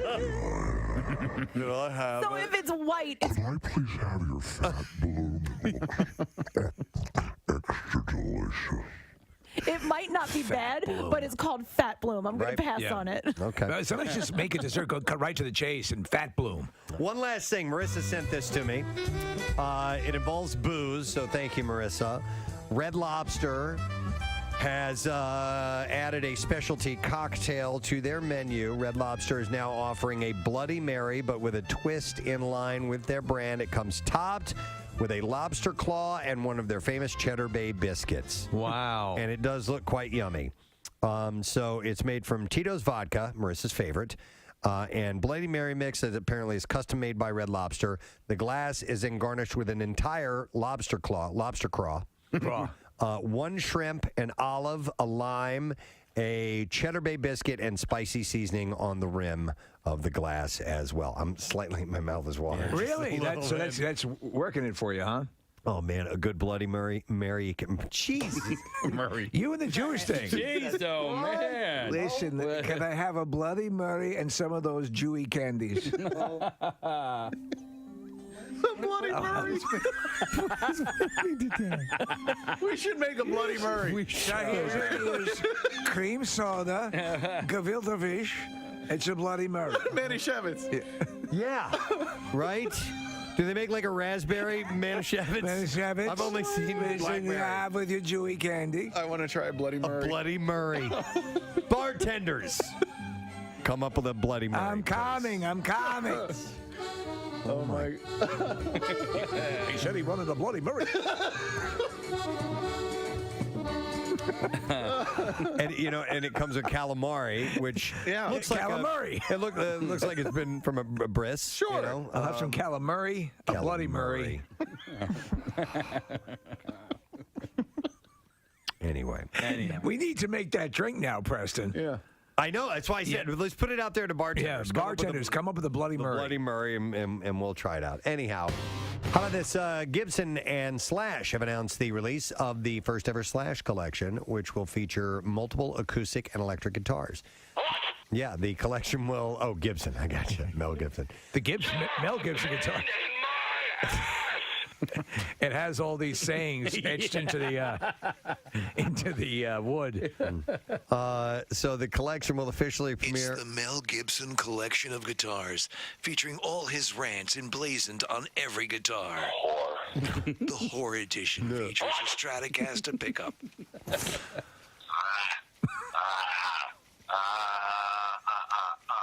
The collection will officially. What the hell was that That's one? That's Braveheart. Why is he doing that? Imagine if that's the speech he delivered when he was on the horse. Hit it again, Case. He was Nick. He was just. He was he was at the end of his rope with her, okay. And then he was just kind of like somebody would go, yeah, like that, and then he did an evil laugh. So Slash and Gibson, luthiers. Luthiers? Yeah, what's a luthier? As in Lex Luthier? Luthier. Is that a guitar maker? I'm not familiar. I've never heard that brand. Worked in close collaboration on the collection at Gibson's headquarters in Nashville, Tennessee. The line features 4 Les Paul standard electric guitars and 2 J45 standard acoustic guitars. It's a music store. Oh. Kind of like a George's. Are you a... Sorry. I'm trying to help, Mel. Are you a Martin guitar guy, or what's your... I own a Martin acoustic guitar. Absolutely. Do you play it anymore, or you're back to the drums, right? I have neglected it because I've been focusing and practicing really, really hard at playing the drums. I've decided I want to be a really good drummer. But when he passes by the guitar, he says, Oh, you're there. Yeah, I do acknowledge the guitar's existence. That's a Mel Gibson guitar. Yeah. So, Oh, you're there. It actually yells at you if you don't take lessons. what? I want to pursue drumming. But Mel Gibson guitar, I really do. I like drumming more. You just showed me what you are. Oh. It's the guitar. It'll make you a virtuoso in a weekend. Do you think I'm a decent guitar player? Oh, my God. You have one more chance. Wow. You thought Whiplash was bad. Giving me one last right? chance. Yeah. Forget Whiplash. I just want to be a drummer.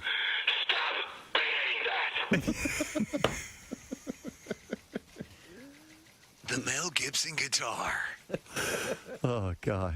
Okay. You have one more chance. Gentle messages of encouragement help you along. I'm telling you. I'm just telling you the truth.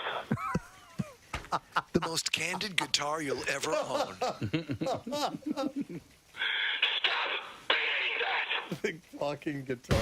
So let me raise this question. It was something that occurred to me yesterday as we were talking about preparation for all this. Are all the new things put in place because of COVID? Does that now effectively eliminate, for all intents and purposes, the classic snow day? So here's what's happening. The school districts that are having the snow day, what it looks like is that they had snow days built in. So that's why they're closing. They already have these snow days, so they're going to use them. The districts that didn't build in snow days are the ones that are going to do that virtual learning in the morning and then give the kids the snow day the second half of the day. Because by law, they need to get a certain amount of school days in. And if you go... That's what I'm talking about! Man. Kathy Romano with the information you can use. Oh, my God. Now we go to Kathy with her observations on snow days. This bitch is cranking it up to 10. This bitch. Oh, my God. Snow! Slayer! Snow and Slayer! Snower! Oh, my God. That's awesome.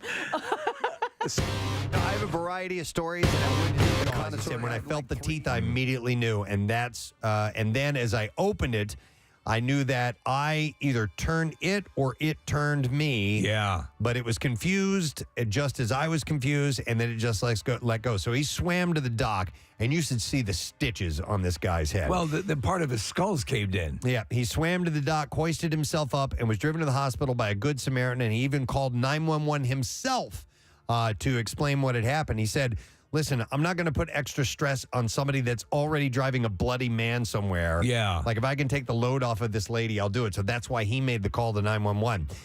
He underwent emergency surgery. It was 6 hours long. Whoa. And he is going to need another one in the future, and he has to wear a helmet to protect the right side of his head. I mean, he was beat up real bad. To be honest, there'd be no goddamn way I'd be swimming in Florida water like that. Oh, my God. Yes. You know that's a risk. Yep. All right, and there you go. That is what I have in the bizarre file for you for right now. Let's take a break. We will come back in just a moment or two. And don't forget Paul Reiser joining us a little bit later on, around 9 o'clock this morning. We'll be back in a moment. And I don't want to, I don't want to just flip things all of a sudden. But I did see this, and I thought it was interesting. Cheetos has given a name to the cheesy residue left on your fingers when you eat the Cheetos. So they have a name for it now. And it is? Cheetle. Cheetle? Like Don Cheadle. Huh. Yeah. Yeah, the official term is called Cheetle. I'd call it Chisholm. Right, Preston? Yeah. Much better. Yeah, what's that on your face? Chisholm. From eating cheese doodles. I'm sorry, I misheard you. To celebrate the newly coined... Peter North is the spokesman. Just sitting here watching TV. In celebration of its 125th anniversary, the New York Public Library, which is the second largest in the U.S. after the Library of Congress, has throwing out the books? No. They released its list of the top 10 checked out books of all time. And in Is first one of them Goldfinger? place, no. Mr. Goldfinger! No. One of the most popular books at the New York Library. It's on the list. In first place, I'll just start right at the top here, is the children's picture book, The Snowy Day by Ezra Jack Keats. I don't even know. It's about a child enjoying his city's first snowfall. I don't know that book. Yeah. Oh, I know this book. I love this book when I was terrible. a kid. Absolutely. Get the Caldecott Award. Yeah, the Caldecott medal. I remember that. Remember the little imprint on the it's front a of it? gold sticker that would be a gold sticker on this scrappy book about a kid walking in the snow. Gold sticker. It's not. It is on the list? Yeah. It's on the list. It's number 1 on the list. Number 1. So, like, I think, like, you know, you'd find that on Where the Wild Things Are and maybe The Hungry Caterpillar, those classic ones. Another book, Dr. Seuss's The Cat in the Hat, was in second place. Okay. Were you a Seuss fan as a kid? Oh, yeah. Very much so. And in fact, I've been going through a cleaning out process at our house, and Great purge. I found we found way too many books that we need to get rid of, and so I did, and I donated them to the Laurel House thrift shop that raises money for the Laurel House. But we kept all of our Dr. Seuss books. And I had to stop and flip through Go Dog Go, and I had to look through the birthday book, and Two Girls in a Cup. 2 Girls in a Cup. It was the most wonderful cup it was. There are a lot of Dr. Seuss books, right? Yeah. I mean, I see two girls in a cup.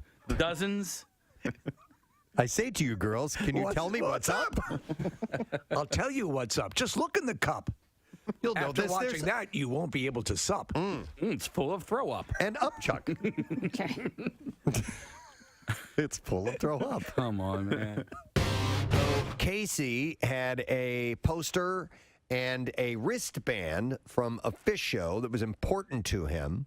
And It was a fishing tournament, right? Yeah. Or the band? Well, both. Okay. The wristband was from the tournament, and then the poster was from the concert. Regardless, both very important to you. No, but the reality is they were both from a concert. All right. So much so that he wanted to have them framed and, you know, immortalized for at least a period of time while he's on this earth, and took it to a place that was going to frame all this for him. So you have the wristband, you have the poster. I'm sure you had a frame picked out and matted and everything the way you wanted it. Yeah. Goes back to the shop to retrieve it, and they've lost the wristband. Yeah. Oh, man. Yeah, exactly. So the right? poster is done, and you wanted the wristband in the same display. It was like a ribbon across the bottom corner of the poster. And you'd set it up that way. Yeah. What was their explanation? There is no explanation. Inside, I'm fuming. I have been to 60-plus Fish concerts. I have never purchased a poster, went and had it framed, or So this. So you want to climb over the counter and kill them? So and the wristband I had like really carefully taken off of my wrist, so there were no because it was like it was like a cloth wristband, right? Carefully preserved. Carefully preserved. This was. I was going to give it as a gift to a friend. Oh, no. And then the more I thought about it, I'm like, I think I want this for myself. Okay. Yeah. Okay. Yeah. So now I'm like fuming. So I had gone from this place. Right. I didn't blow up, but I had gone to this place and I went to a drive-through, a quarter of a mile down the road. And I got my money back, and I'm pulling out, and I noticed that one of the quarters is a Canadian quarter. I stopped my car. I put it in park. I went into the store. Now, I didn't raise a stink. 25 cents. For 25 cents, I go, you guys gave me a Canadian quarter here. And they're like, oh, okay. Let me ask you something. What country are we in? Do we have provinces like, I don't know, Ottawa? What is this? Yeah. Is this legal tender? I in my life have never returned a foreign coin before. I've never even considered that. What did I order? Poutine? What did I come in here on a moose? What am I, a Mountie? Where the hell are we? Does it say Tim Hortons outside of this establishment? For Christ's sake! What am I, Trudeau? Did I drive here 35 kilometers per hour? Jesus Christ! I didn't make a big stink about it, but I go, hey, this is a Canadian quarter. I couldn't help but notice that there was a ridged potato chip in my bag of regular potato chips. Oh my God! Parlez-vous English? I would be raging. You're better than me. I would be raging out of control at those people. And why not give me the right change? Eh? Eh? We talked about Cameo before. Yes. And, you can do birthday wishes and hellos and stuff like that. Hi, But this is Liam Neeson. I understand, Jimmy, that it's your 8th birthday. I want you to know it's a hard world out there. Well, apparently now the trend is to get the celebrity to break up your relationship for you. Wow. And some people have been doing a lot of them. Sugar Ray singer Mark McGrath has been a popular choice for Cameo users looking to pass their breakup responsibilities on to him. Well, he had one that had been requested and it went viral and a lot of people were talking about it. So I guess he immediately earned that status. Yep. By the way, he's had a lot of work done on his face. Has he? A lot He was of a work. Good-looking guy. Very good-looking guy, which is probably why he's had a lot of work. Yeah. See, with me, it's like, who cares? So he had said, I've been doing these for fun. I wouldn't want to hurt anybody's feelings. But even Matthew Perry says that he'll deliver any kind of messages, and he has done breakup videos as well. So, that's kind of sad, though. Like, then what if the know. person likes that celebrity and now they've just ruined their life? Well, maybe it might be a little bit of a buffer if someone you like is telling you and giving you words of encouragement. But it would have to depend on what type of breakup. How bad of a breakup can it be if you're hiring a celebrity? That you're hiring a celebrity to do it. I mean, I don't think it's something Nicole Brown Simpson would have done. So I think if it's more volatile, no. But I think if it's hey, we know this is over, you could have fun with this. Yeah. Right? I don't think a divorce would be the right thing. Yeah. No. Hey, honey. Kids and everything. And Maybe I would say a year and under. You've been dating for a year or under. Okay. Anything over, you can't hire a celebrity. Yep. So that's been the latest, and a lot of people are up for it. You guys ever do a Cameo? Steve has. Hire one? Yep. I did with Kevin Sorbo because my wife loves the show Hercules and always had a crush on him. And he did it, and he did a great job, and he talked for a while. I did one. It wasn't a cameo. It was the musical one that I did for my brother. This is Ian McCarran. Kathy Raimondo wants to let you know she wishes you'd stop parking in her spot. It's my spot! I love that it's my spot now. She's very obsessed with you. Wishes you'd have a little more consideration. What did you did a musical one? Yeah, so there's a backup singer / trumpet player for Trey's band, Jennifer Harsberg. And so she ended up singing a song for my brother, but I wanted to do one for my daughter for her birthday, but you go through and it's like, all right, well, this person's too expensive, and then this person is not as expensive, but do they, are they as important? Like, I don't know how much a Mark McGrath would cost. Yeah, you can probably get 4 Mark McGraths for a Pat Sajak. We should do our own cameos. How much would we be worth? So, $1,000. So you can have longer chats, by the way. So really? So like for example, Mark McGrath is $90 right now. I think it says. So, but if you do extend it, you can ask for. I just asked for the bare bones minimum. Yeah. I mean, because my wife is always crushed on Sorbo, so I said, and I told him that in the little description, and he couldn't have been better, and talked for a while, there's a couple my best friend I want to send when his birthday's coming up in a couple of months, but I can't think because the movie lines that we throw at each other are really offbeat, obscure people who didn't even really have a career. No, yeah. And so I'm like, I can't find anyone. I doubt Tom Cruise is doing them. That would make sense. So hi, this is Tom Cruise. You can't handle the truth, but apparently you can handle a lot. Billy says thanks for last night. Todd Glass is here. Yeah! Oh, God. Yeah. feel good. Wow, it's Todd. exciting every time. We'll be at Helium Comedy Club It is incredibly exciting. tomorrow, Thursday, and Friday. I'm not done speaking yet. Sorry. I'm a different person than I used to be. Are you? Really? Is it because of this treatment that you've had done? I'm just, I listen more, and I'm not as no. I feel crazy right now. Wow. Yeah. But I'm happy to be That's here. what we You need. told me in the green room that you're now a full Hasidic rabbi. It's and he knew because of the things on the Yeah, sides. and I didn't want to. I should have let you announce. That's it. my improv skills. All right, well, let's things on the side. Let's bring Start. everybody in on this, on what we're talking about. So Todd requested that we have a certain treatment done. Casey, did he contact you about it? Yeah. So I don't know. Maybe this is all the rage in Los Angeles these days, but here. Yeah, and here. Well, And here. we talked about it here on our show where I think we initially heard of it as a like on-site hangover treatment. Yes. Where if you put one on the night before you weren't feeling all that great, that there's a service that will come to your office or residence or whatever, and they'll administer an IV and that is filled with like saline, Gummy bears, B12, and stuff like that. We remember our calendar shoot when we had that little snafu when they showed up. The bachelor party that had all of the equipment. It was like the leftovers of this treatment that they had done. But so many people are doing it now, and apparently it's effective. Well, I'm out of the loop. I'm out of the loop because I'm not familiar. Yeah, I've heard of the hangover thing, but I didn't know that this is all the rage, as you were saying. That's what I hear. There's facilities specifically for this now. Okay. Well, And the you know facility that we have here is called City Hydration. And Christy is here from City Hydration. Hi, Christy. Hi, how are Nice you? to see you. I'm wonderful. But what were you going to say, Todd? No, I was gonna. First, I was gonna say something. I go, I bet that she could probably explain it better than me.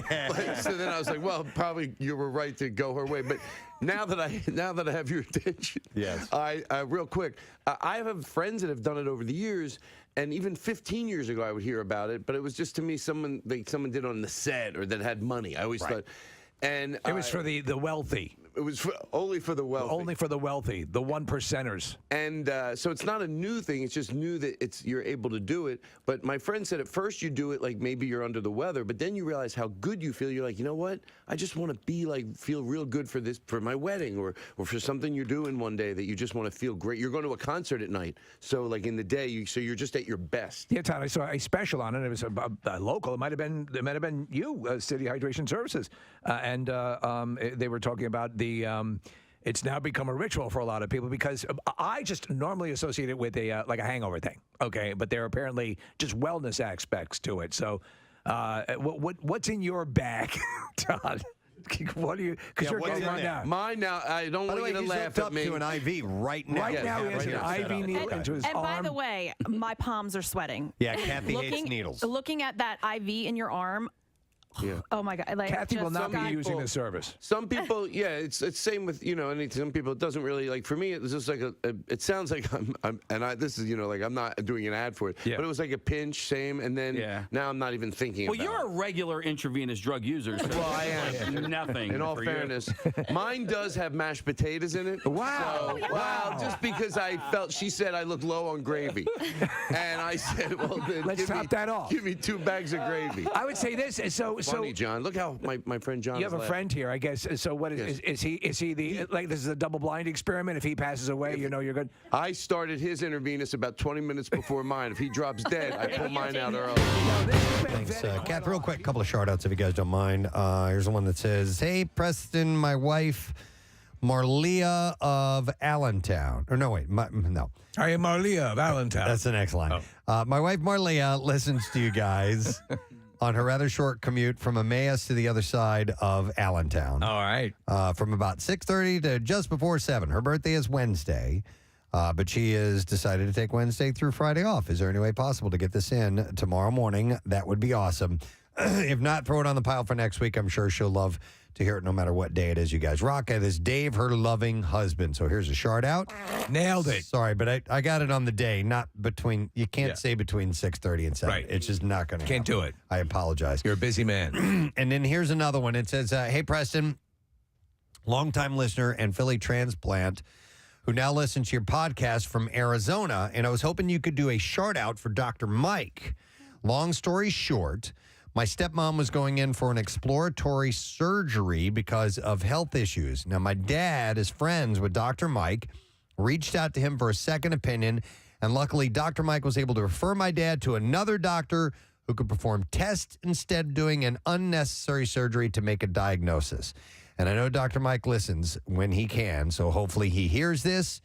This shout out is for you, Dr. Mike, and that is from Mark Taub Jr. So that's for Dr. Mike. I just hung with Dr. Mike last night. He came out to the Glen Mills location for the Dining Out for Dogs at the White Dog Cafe. Yeah. And he's great. And he tells me the first thing, Preston, he ordered a birthday gift for me 2 years ago that's been lost in the supply chain and all that stuff. God. And he goes, it's coming this week. He's so excited. He's the best doctor He is the ever. best, yeah. You almost had to go see him after this weekend, Oh, my Casey. God. Yeah, I really dodged a bullet. Let me tell you guys. And Did you? Yeah, I did. You guys saw the video. And we all got this video of your summer fun. Yeah. So my cousin is, he took me out on. He's got a little pontoon boat, and he's been telling me about this little secret spot in Wildwood for a couple of summers now, and sure enough. There's this little spot off in the bays that you go to, and you got to go through these channels and stuff like that, and then eventually you'll get all the way up, basically where the bay meets the Garden State Parkway. Oh, wow. And so it's up there. It's really up there, and you have to kind of know where you're going to get there. Right. But the thing is that there's it's a cool little tranquil spot. Like an inlet? An inlet where... Like an estuary? I don't know what an estuary is, but where a lot of boats will kind of like anchor and hang, and it's Preston. It's really the salt water there is really, really dense. Like you can float, like no problem whatsoever. It has kind of a lake feel to it. It has, right? yeah. It's like very, very like still sort of water, but. There's a rope swing there, and he's been telling me about this rope swing forever and ever. And this is the classic kind where you swing out over the water and let go. And yeah. And you can really only get there during high tide. So we were approaching it around high tide. It wasn't full high tide when we got there, but sure enough, we pull up into this little area, and there's all these like boats and wave runners just kind of hanging out, and it's a cool little spot to chill. And they have this rope swing, and I love the idea of a rope swing. Now, I found out a couple of years ago after going to Maurice Piers at the water park there, because they do have a rope swing there, that you need a little upper body strength to do a rope swing. That is the number one missed call. If you ever watch America's Funniest Home Videos, there are people who clearly not only don't have upper body strength, but are not shaped correctly for a rope swing. Well, and just because you can grab onto a rope and kind of pull yourself up and hang there for a second, it's not the same as when it is swinging, because gravity is being used, and you actually, there's force being pulled down, and it's more than you weigh when you're swinging on that. And so the first time I tried that at Maurice Piers, and by the way, like there, it was like 12 feet of water, so even if you aren't able to hold yourself on the rope, you're not going to, you're just going to go into the water. It's not going to be that bad. So I found out at Maurice that, I didn't have the upper body strength. Now, listen, I have been working out and working on my upper body strength, so I'm a little bit stronger today than I was the first time I did a rope swing. So you're ready to go. Yeah, so I'm ready. And if you go to this rope swing in this little secret spot in Wildwood, there are two different, or really like three different areas where you can sort of swing from. So I wanted to just see how I would do from the lower area. So I did a couple of practice runs from, basically you kind of hold onto the rope and you climb up the tree a little bit that the rope is attached to, and then you kind of like swing around. And so I did that 2 times just to make sure that I could actually indeed hang on to the rope. What I found out when I got there was that the water isn't as deep as I had initially anticipated, right? So like, you really have to hang on to the rope all the way to the end of the swing in order to land in water that I would deem safe to land in. Okay. Instead of mud. It's definitely, and oh God, I can't stand touching the bottom of that stuff. Where you land, you definitely can't go in head first. You definitely have to land feet first. Right. Long story short, I got up to the apex of this little area here, the top turnbuckle, so to speak. And right before he does it, you can hear him say, "This is a bad idea." Yes, this is a bad idea. Absolutely. Mm-hmm. And I said that, not fully believing it, but but I'm standing up there, and sure enough, I swing. And the velocity and the force, not just my weight and upper body strength, but the velocity and force as I'm swinging down, I was like, this is going to end bad. And sure enough, like when I got to basically the bottom of the swing, thankfully, where the water starts, okay, so I lost grip of the rope and I hit. The video doesn't look as bad as it felt. Now I also got up and I played it off like nothing was wrong. Okay. But I landed in shell-filled water. Shell-filled water that was maybe a foot deep where I landed. So the water was not. What? Yeah. Oh, dude. I know. The water there was definitely not deep enough to stop the impact of both of my feet landing heel first into the shells. There was no knot that you could put your feet on? Maybe, but I didn't think to do that, Kat. Wait, it looks like you're holding on with one hand. No, You got both arms on there? no, I got. I don't know. Let's look. I have no. We're watching the video.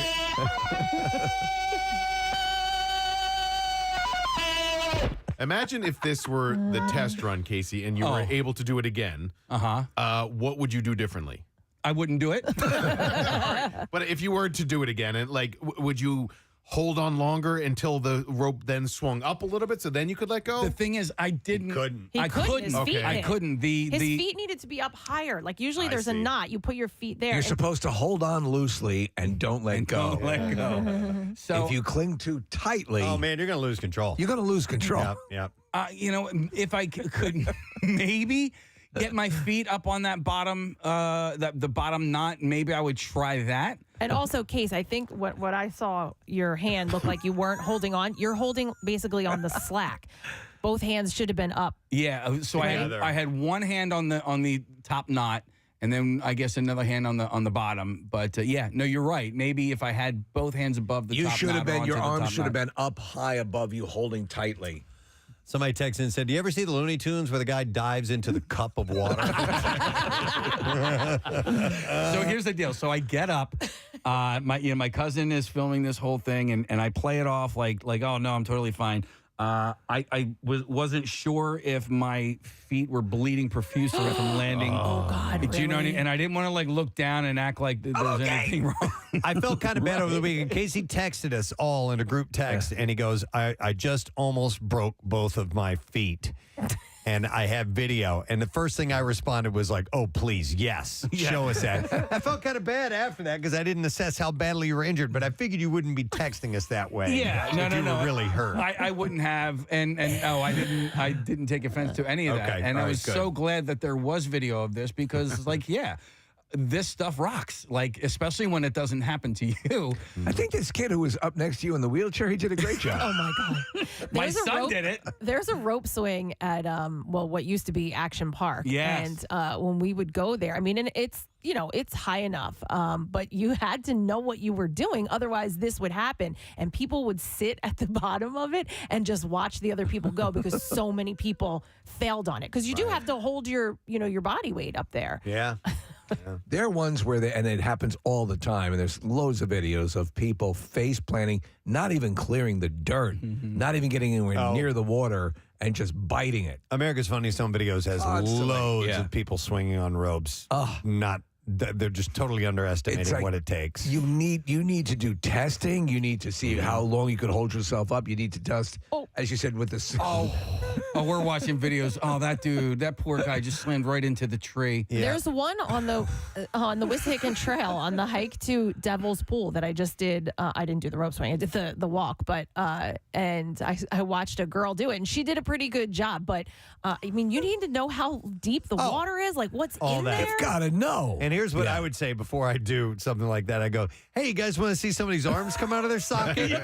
Watch this. No way in hell I'd ever do that. I would do serious shoulder injury to myself if I tried to do that. I'm so disappointed that I even thought I could do this. You need to be, the prep is really, so I've done it, and it's all in as Kathy said, hand placement on the rope, getting ready. Yes. And that swing, you got to wait till you're at the top of it to let go. You never made it to that. I didn't show you the two successful runs that I had. Do you have it? Yeah, I mean, but not from the top rope. I did it from the tree that You walked in. Yeah, I walked in. But like, yeah, listen, my heels still hurt right now. And I think I have some residual in my ankles as well. You guys, Did you injure you had a foot injury of some... Oh, I tore the ligament in my left foot on a trampoline at Sky Zone. Sky Zone. Oh, Yeah. Steve. So last week, right? Wait, is this me? Yeah, this is you. Casey tells me, and this is from MMR. Ah. Oh, Casey dude. goes, dude, I still hurt from when we were on stage and we were introducing the show members, and you said, hey, do a herky. And Casey did a herky, and he injured himself and still is feeling it. I didn't know that. Yeah, so that muscle that goes from your gluteus all the way down to your hamstring has been strained. I felt it the second, because I went for it. You said do a herky, and I'm like, well, I'm going to do the best herky I can do. That was without, in May. Yeah. You can't do herkies without stretching when you're 46 years old. you can't. No. And so, I mean, when I kicked up, I felt it. I mean, at the very, very apex, at the top of that herky, I was like, and I have felt it ever since. So, Press, every single time when you and I have played a lot of golf together since then, every time I bend over to put the golf ball down or pick it up, I feel it. No kidding. It's gotten better. It's gotten better. But from May to July, it was like, oh, my God. We're getting towards the end of the summer, and I'm sure there are people who have that, have those stories of, hey, watch this, or hold my beer moment. Because time is running out. happens You in the want to summer. get it in. You want to go, let's go do that. Yeah, well, Nick, you've been to Willie T's, have you not? Yes. There is a In the Virgin Islands. Yeah, there's a bar. It's not a restaurant, but it's a bar. It's a boat, and it's in this cove.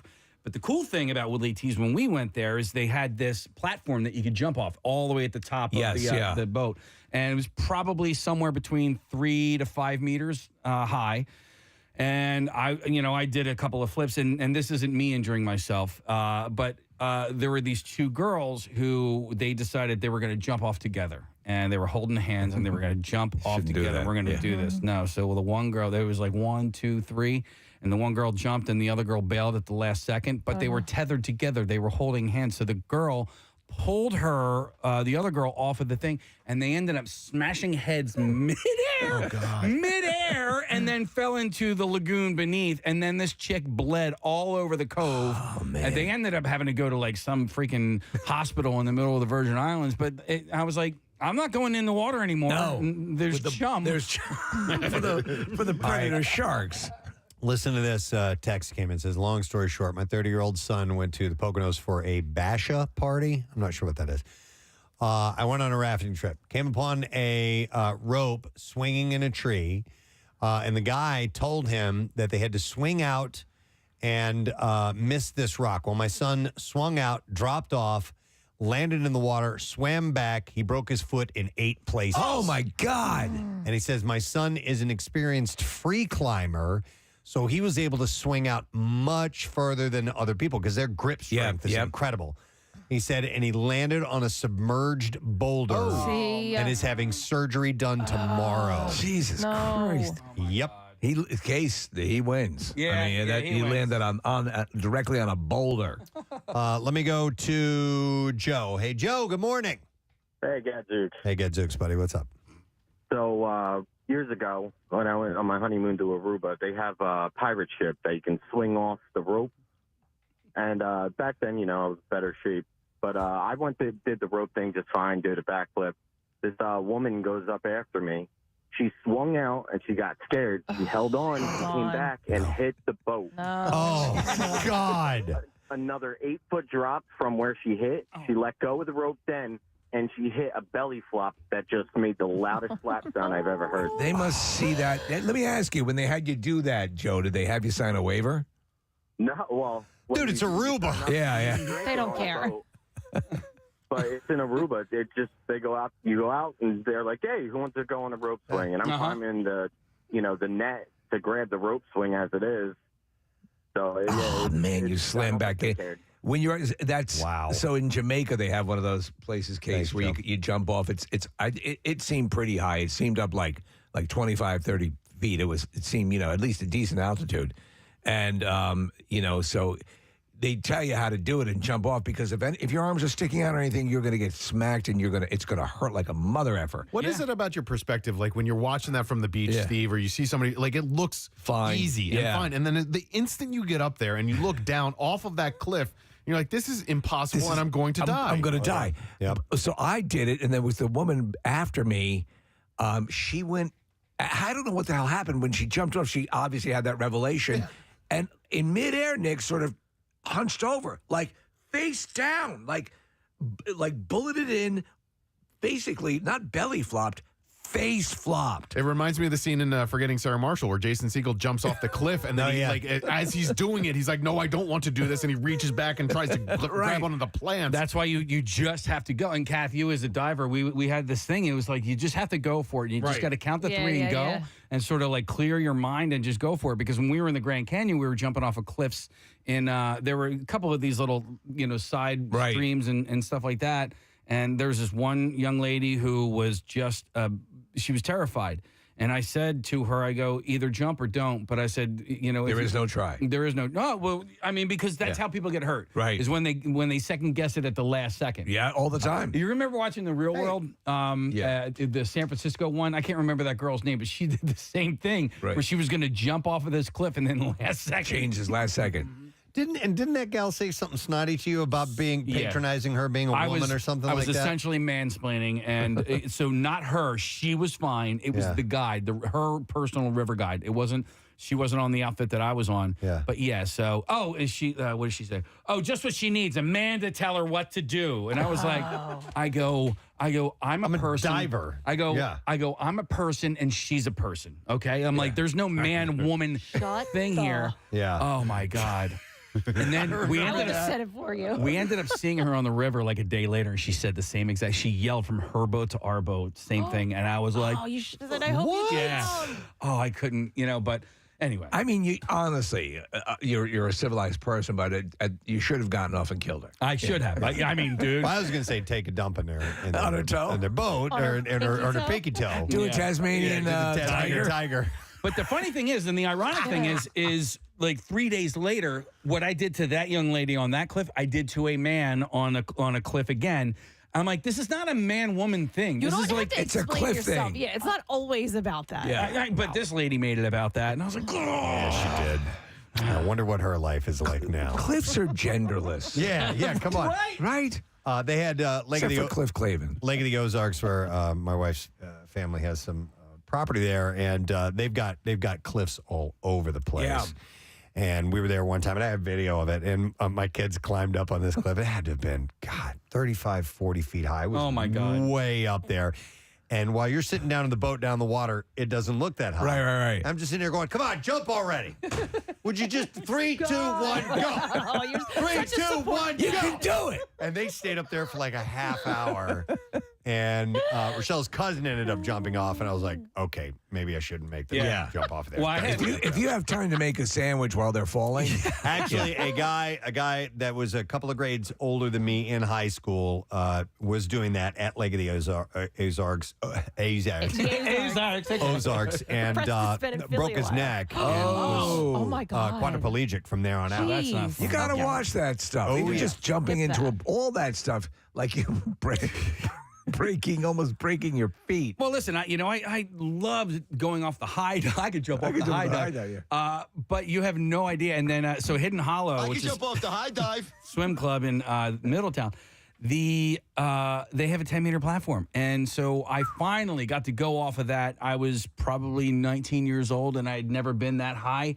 And I mean, I was in my mind talking to Big, I'm going to go up there. I'm going to do 1.5. I'm going to do this, And then I got up there and I was like, I'm going to fall. Oh, I think I'm just going to jump this first time. Your perspective changes dramatically. Absolutely. Yeah.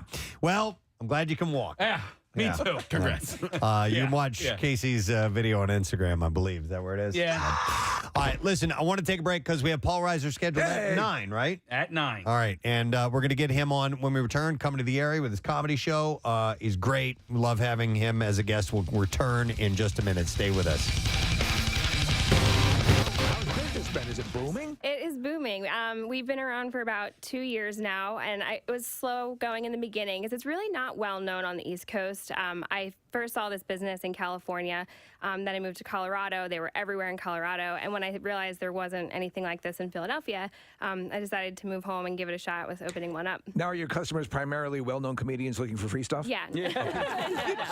Our customers are everything. I mean, you have the tired mom, you have the professional athletes, you have cold and flu patients. I mean, we're kind of all across the board with the clients we see. That's what I was going to ask about. Cold, like if you're sick, if you have the flu, you need your fluids replenished. People come to you just if they're not feeling so hot. They'll come in for that. Yeah. So our cold and flu infusion has been incredibly popular this year. It seems to be hitting everybody and pretty hard at that. So we see people come in when symptoms are starting. We'll have people come in because their wife and their kids are sick. We'll have people come in when it's just been dragging on and they can't really get over the hump of the cold. We tell everyone our cold and flu infusion, it's all antioxidants. It is not a cure for the flu. It's not a cure for a cold. It's just going to help your body, boost your immunity, and help you get over it a lot faster. So you recover quicker? Exactly. Okay. A common question coming up, text messages, how much does it cost? Yes. So it really varies. I mean, most of our infusions are customized by our clients depending on how they're feeling and what they're needing. It starts at $75 for a plain bag with nothing mixed in, and we've seen them go as expensive as $300 plus with the additives they choose. So, okay, but if you book it through us, free. Yeah. Now, is it so the one with nothing in it? No, not nothing in it. It's not a novelty bag. But what What's the $75 bag? What is the basic so the fluid? $75 bag is just plain saline. And a lot of people think like the vitamins and stuff are beneficial when really the hydration aspect of it is where you feel the best. So Todd, you had surgery. You had with the heart issue. I had my deals. I play younger. But well, is that an issue? I don't want you to lose your job on Riverdale. The saline thing is always what they give you, and it kind of it gets you back up and running. Really makes you feel like you're revived. Yeah. All right, how is this different than just drinking a lot of liquids or electrolytes? I mean, so that's a great question. So absorption via the GI tract is variable, and it's susceptible to first pass metabolism, which is really just a fancy way of saying that a portion of what's taken in by mouth is filtered through the gut and the liver, and it's not really hitting your bloodstream. You're going right in. Yeah, exactly. All So right. this is 100% absorption. It bypasses your GI tract. It's not filtered as much. It's going right into the blood cells. Okay. So how are you feeling? Whenever I've had an IV, it's weird because you'll start to feel it. I felt. Yeah. I don't know if that's a placebo What, like thing in going your on. body? Well, you start to feel cold. Yeah, yeah. So, really? It's very common. You feel cold pretty much instantly. Your hand or your arm, wherever it's infusing, you'll start to feel a little cold. A lot of people taste the B vitamins. Do you taste it? No. Yeah. So, I taste the donut I had. yeah, a majority of people will taste those B vitamins. It kind of tastes like a Flintstones vitamin. It's not too terrible. But it's the hydration that's really giving you that immediate difference. We have a lot of people that love B12 in their infusions. It's B12 is the big thing. You always hear B12 mentioned. And I tried B12, and I was not looking to think. I didn't want to pretend it was working if it didn't. So I was during the day. I go, I don't know if I feel it. At night, absolutely. What I always say is clear-headed, and I did it one more time. I don't need to do it every day, but it was another thing I was going to. I was like, God, I like the way that was the first time. I went and did it again, and lightheaded, not lightheaded, clear-headed, And to me, it feels like the B12 right now, but like 3 times. How often do you do it, Todd? I've only done the B12 twice. Just twice? Okay. Yeah, so this to me, the closest I can get to ever feeling it was that. This right now, even now, and it's only been in there for 20 minutes, it feels like 3 times that. It feels very nice. All right, so should you go to your doctor before you do something like this? So we actually Let's keep them out of this. We have physicians on staff. All of our staff are critical care nurses, so ER, ICU, lots of experience. And our physicians are also part of this. Okay. All right, the reason I ask is because I remember I started taking a multivitamin because I thought you should take a multivitamin. And then my doctor was like, don't take a multivitamin. You shouldn't take that. You should check with me before you take any vitamins of any type because Always you good. may not need those or they may be counterproductive. Well, a lot of these facilities, at least the ones that I know of, it is either retired nurses or nurses who are out of their field that are now moving on to open up something like this. Yeah, we kind of chose a little bit of a different business model. We wanted our nurses to still be based in hospitals, skills very fresh.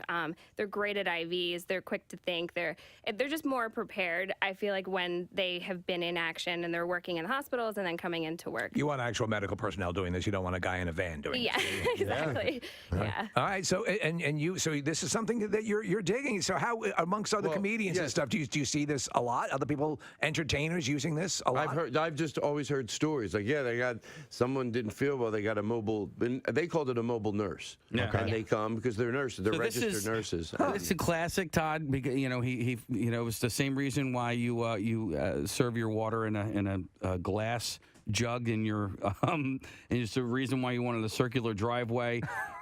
You just sort of project wealth when it comes to this sort of stuff, right? Well, you just want to find out. What are you talking about? He's talking about you. You wanted the hedges trimmed when you were a kid. You're about presentation. Yeah. You're about making sure you're at your best. Well, why not? Yes. Why not? Do you have a company that come out and put some low energy in you? Yeah, I want to have a little lower energy. I want to be sedate and a social outcast. And I want to tell you guys something, and I don't mean to jump right to it, but I know how it works. You got to get funny quick. People, can I tell you something off the top? When I come in here every time, how can I get people to come to my show? Not like in a begging way. Look, you go to Netflix. If you think I'm funny, if you're not familiar with me. Also, by the way, tonight I will be on Jimmy Kimmel.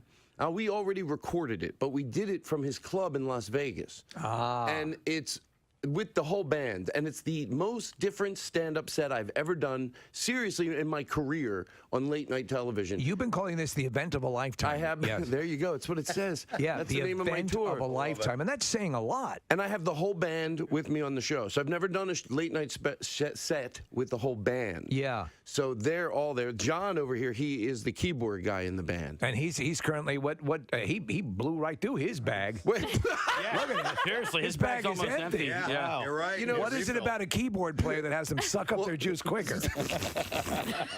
Is he in your Netflix? By the way, Steve, you got 3 cackles out of me this morning, and it's like not the most appealing thing about yourself because you think that's who you really are. In the other room, you said something. I went. I'm like, I guess that's how I laugh when I don't have time to do the fake laugh, like, Is John in your Netflix special? No, John is not. Okay, John in that Netflix When are you going to special. film your Netflix special? Well, I'm getting close. I'm getting close to film the one that aired already. I love the last one, by the way. Yeah. So what I'm saying is when you come to my live show, I seriously take responsibility for the minute you get in there, I want it to be an experience. When you're buying your ticket, what it's like, the music you're listening to in the bar before you go into the showroom, what you hear when you leave the showroom. So and then the band as people are being sat. So I really care about the show. So if that's any reason, because people spend money they don't have. Sometimes they spend money they don't have. They park, babysitters, everything ends up costing.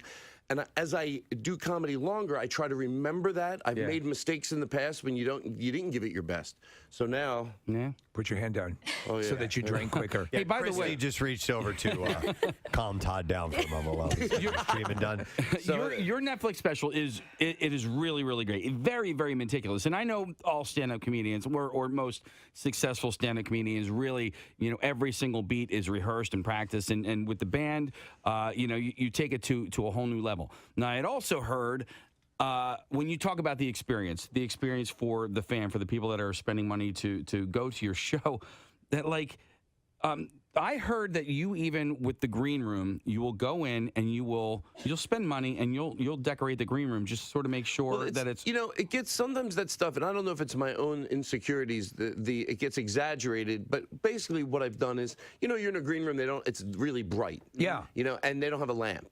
Most clubs, if they figured out after years, if you're it's people are going to be hanging in here, that is not conducive to hanging out. You want mood lighting. So at Target, you buy a lamp and you leave it. Right. You leave it for the club. You're like, there you go. And now hopefully every comedian uses it. I hear stuff like it's that. about presentation. I agree with that 1,000%. Yeah. So you're very proud of this.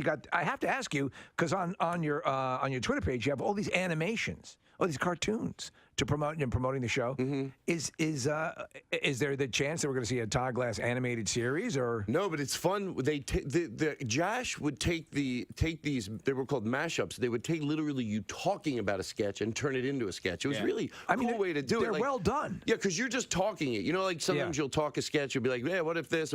And they would take it to life. And they ended up on the internet. They're very funny. They're bits of your routines and stuff, and they're animated and it's the animation's top level. And did I ever tell you that speaking of animation? Yeah, speaking of that, speaking of other things, this happens, a little turnaround, you put it all in a bowl. Next thing you know, who's to say you can't talk about the frame situation that happened before? So, you have a personal experience? You never know the way it turns around in conversation. Best segue I've ever heard. But seriously, was Dunkirk necessary? Put it in a bowl, spin it around. I brought my dad. I don't mean to, but by the way, my dad did pass away. That is the truth. Yes. But I brought him to after he passed away, I dragged him to a frame shop. And I told them, this is a true story. That's why I was wanting to get in here. How important it was to me.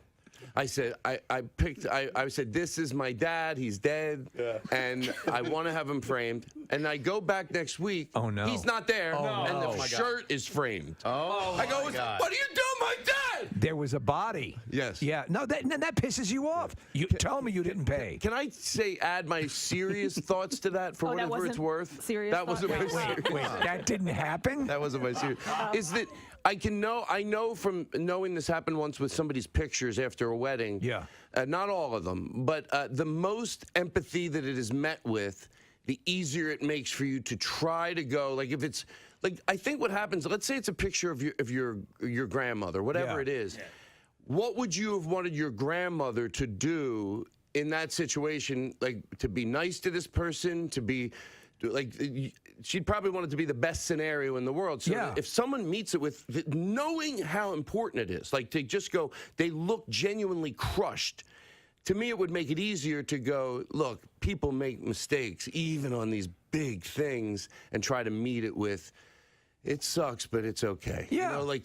But it helps when it's met with empathy. And I know someone that dealt with it once with pictures. It wasn't met. It was met with just like matter-of-factness. Like, yeah, sometimes that happens. It's like, oh, I think this person needs more than that right now. Yeah. Would you freak out? I would try to, I really would hopefully try to go to the best place I could be and go, I could do this. That person, I know it sounds a little cheesy, is basically me. Like, could you say, could have that happened to you? Yeah, I could have done a stupid thing. Mm-hmm. I mean, they lost a body on you. I mean, that's no. Yeah. I mean, that's deceased dad. I mean, does the shirt at least still smell like him, or a little bit? Why have we as a society not ever entertained the notion of taxidermy when it comes to loved ones? You know, I heard it's illegal. I asked somebody once, like 10 years ago, and it's illegal. I've only seen it in foreign countries where they've done stuff like that. No. Yeah, you don't look healthy. Not taxidermy. They bury it. It depends on what place you bring it to. I know Maybe a guy. I can get it next time I come in here. Could you get a taxidermist that does people?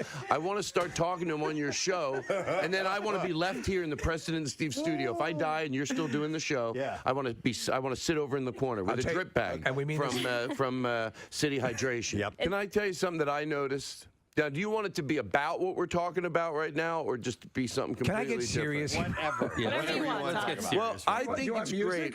People that there's a name for these people, and they're called 2 minute. They want to tell you how close to where they live is to something, and it really is a thing. These people that go like, "Oh, I live in 2 minutes. I'm in Gulf Mills in 2 minutes. 2 minutes. I get to the Tony to my bridge 8 minutes. 8 minutes I get there." John, fill it in the background real much. 2 minutes.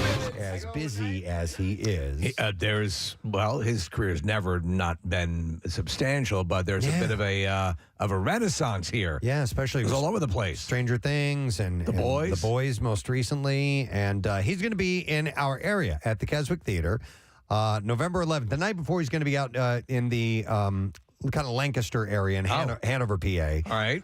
For a show at the Eichelberger Performing Arts Center. That's November 10th. The show at the Keswick Theater is November 11th, and he's doing live stand-up stuff. Which is where it came from. Where he came from, exactly. And, of course, you know him as Dr. Owens from Stranger Things, amongst many others. Please welcome Mr. Paul Reiser to the show. Good morning, Paul. What an intro. I'm exhausted. Paul. Cow. The first 20 minutes of it were good. I know. I faltered a little bit in the middle there, but I tried to. I tried to bring it back at the end there. As Steve has said, it almost seems like you've never not been busy, but it's been very exciting the last few years, has it not? It has for me. I don't know about you. Yeah, you know what? It's funny. Then it just so happens that the boys and Stranger Things both dropped like in the same week practically, and so suddenly it looked like I was busier than I might have actually been. Okay. But it's been great fun, and there's a new show coming out in next month in a couple of weeks on Hulu. It's called Reboot, which is a show about a silly show that's being rebooted. Really funny. It's Steve Levitan, who created Modern Family. He's great. He's great. Yeah. And this the advanced word on this, Paul, is excellent. So I'm cool. very excited for this because Hulu's had some really good stuff. Did it? Was it kind of fun because it's a dysfunctional reboot of a bad show, right? Was it fun to be sort of in a way having fun with the sitcom world that you came from? Totally, because it doesn't at all focus on the silly show that it is rebooting, but it's all about it's 20 years later and the actors don't like each other, and the cute little kid from the family show has grown up and he's not a cute little kid. And I play the guy who created the original show, which they are now trying to make very socially conscious and politically conscious. I'm going, just make it funny. And so it's a battle between me and the young writers, and it feels absolutely real. It's all these scenes of the long walk for back, and anybody who's been done half-hour TV knows that long walk from a bad rehearsal back up to the writers' room to throw everything out. Well, so it was great fun, and it's got an unbelievable cast. It's got Keegan-Michael Key and Johnny Knoxville and Judy Greer and Rachel Bloom, and just funny people. So that's been real fun. But in between all these fun things, I get to go out and do stand-up. So that's really, we've talked about this. That's my first love. I remember years ago, I was, I loved your stand-up, and then you suddenly, you're in Diner, and the career is going in a more cinematic way. But I mean, you were, I think state of the art and continue to be. I love your style. You've always sort of had. You talked about with Reboot staying away from really incendiary things these days, and I think a lot of your fans, people who appreciate your stand-up, appreciate that you're committed to that. Does it get more and more difficult as people seem more divided, or does it seem more obvious that you need to do that? That's a really interesting question. Does it seem obvious? Well, it certainly is more divided out there, and you do want to tread carefully, not just in stand-up, just walking to the store. In life. Just everything is a little bit taut. Yeah. But, my stand-up, I never have talked about political or social things. That's just because there are comics who do it great. To me, I always tell people I'm not smart enough to make anything up. So I just talk about whatever happens in my house. And when I get out there, I find out that everybody's laughing because they're going, "Holy cow, that's my house." So but to your point, I do find sometimes I go, "We're just talking about silly stuff. Is that really make any sense at this moment?" And what I'm finding is, it does, because people need a break. Yeah. And I need a break. I watch the news and I go, my head's going to explode. And then to get up and, do an hour and a half of stand-up and have people laugh, it's great for them, but it's also great for me. So, I love it more than I've ever have enjoyed it before. That's great. You touch on some really quirky things, man, and some of it sticks with me. I remember going back to the 80s, and I know you probably don't like people regurgitating your old bits, do you? But couldn't. I need a material. But you had this simple line about, and I guess it was like maybe the day after you went swimming or something like that, and all of a sudden you feel this warm water trickle out of your ear, and you're like, oh, It's even better now. Oh, yeah, the little bonuses of surprise. It's really like you could be hearing perfectly fine, and then the water pops. You go, now I hear it better. I love my life. Let me write. I got to call you guys more often. Sure, we'll throw all your old stuff to you. Listen, I have to take this moment, and I'm sure as many people do, Paul, to tell you what Stranger Things means to me, because it's become a show that my daughter and I, it's our thing, and I've got a full house. There's 5 of us all together, but her and I, it's what we do. We sit down. Now, we watched the entire run 3 times all the way through. Oh my God! How old is your daughter? 15. Oh, perfect. And yeah. so it's a dad and daughter thing to do, and I cherish it. And fortunately, I love the show. I mean, it's so. There's so many great aspects about it. And your character was such a nice turn after Matthew Modine's papa was just like, oh, my God, this guy's horrible. And you come in and with a much different take on that. And I thought it was a very cool transition that the show made in your character. Oh, yeah, thanks. It's funny. I do hear that a lot, that people, it is that old phrase, fun for the whole family. Like, well, there aren't that many things that are fun for the whole family. But this show seems to have hit it. Yeah. That, adults like it, kids like it. Sometimes I hear, my 8-year-old watches it. I go, why would you let your 8-year-old watch this? Right. It's horrifying. I mean, it's really scary, but it is great. And I got the thrill because I got invited into the show in season 2. Yeah. And it was a huge juggernaut. It was just a global phenomenon. But I came late to the party a bit, but they were all so great. And these kids who were not little kids anymore, they're so talented. And they're so nice, I'm the old guy, and they were home. You go, is anybody going to sit with me at lunch? Well, the Duffers wrote that role specifically for you, did they not? That's what they told me. They said I don't think they wrote it to keep me busy. I think they had sort of me in mind when they were writing it, and they actually said they called the character in the first draft. It was called Dr. Reiser, and I said, well, then you have to call me. You called Dr. Mickey Rourke. That makes no sense. Paul. Speaking of being the old guy, I loved your turn on the Kaminsky method, but they kind of made you look a little bigger and older than you actually are. Was that like a piece that they put on, or you had like a weird ponytail going on that show? All of those things. I like that you put even bigger than you are. Don't get us wrong, you're a mess, but they made it work. Well, they did. They padded me up, and they put like it's like 2 hours of makeup every morning. They put like a bald cap on, and then they have to put the makeup on to make it blend, and they put hair around it. And then the genius stroke was a little ponytail, which I thought was brilliant. It was Chuck Lorre's idea. But I'll tell you, when they told me, they said, we're going to pad you up and give you a gut. And I told them, I said, save your money. I got a gut. They go, no, we're going to give you more. And the great thing about looking that old and out of shape was that, first of all, when I take it off, people go, well, now you look great. So yesterday you didn't look that great, but after watching the show, you look fantastic now. But believe me, I got a lot of calls from friends who said they're getting calls from other friends going, what happened? He let himself go. When did this happen? Yeah. No, it was great fun to work with Michael Douglas and Alan Arkin, and it was just great fun. You'd worked with Michael Douglas before. You were behind the candelabra, were you not? Look at you. Look how you know these things. Yes. That is one of my favorite. I got to tell you, Paul, that movie. I don't know what it is about it, but it's just a moment in time. Obviously, we have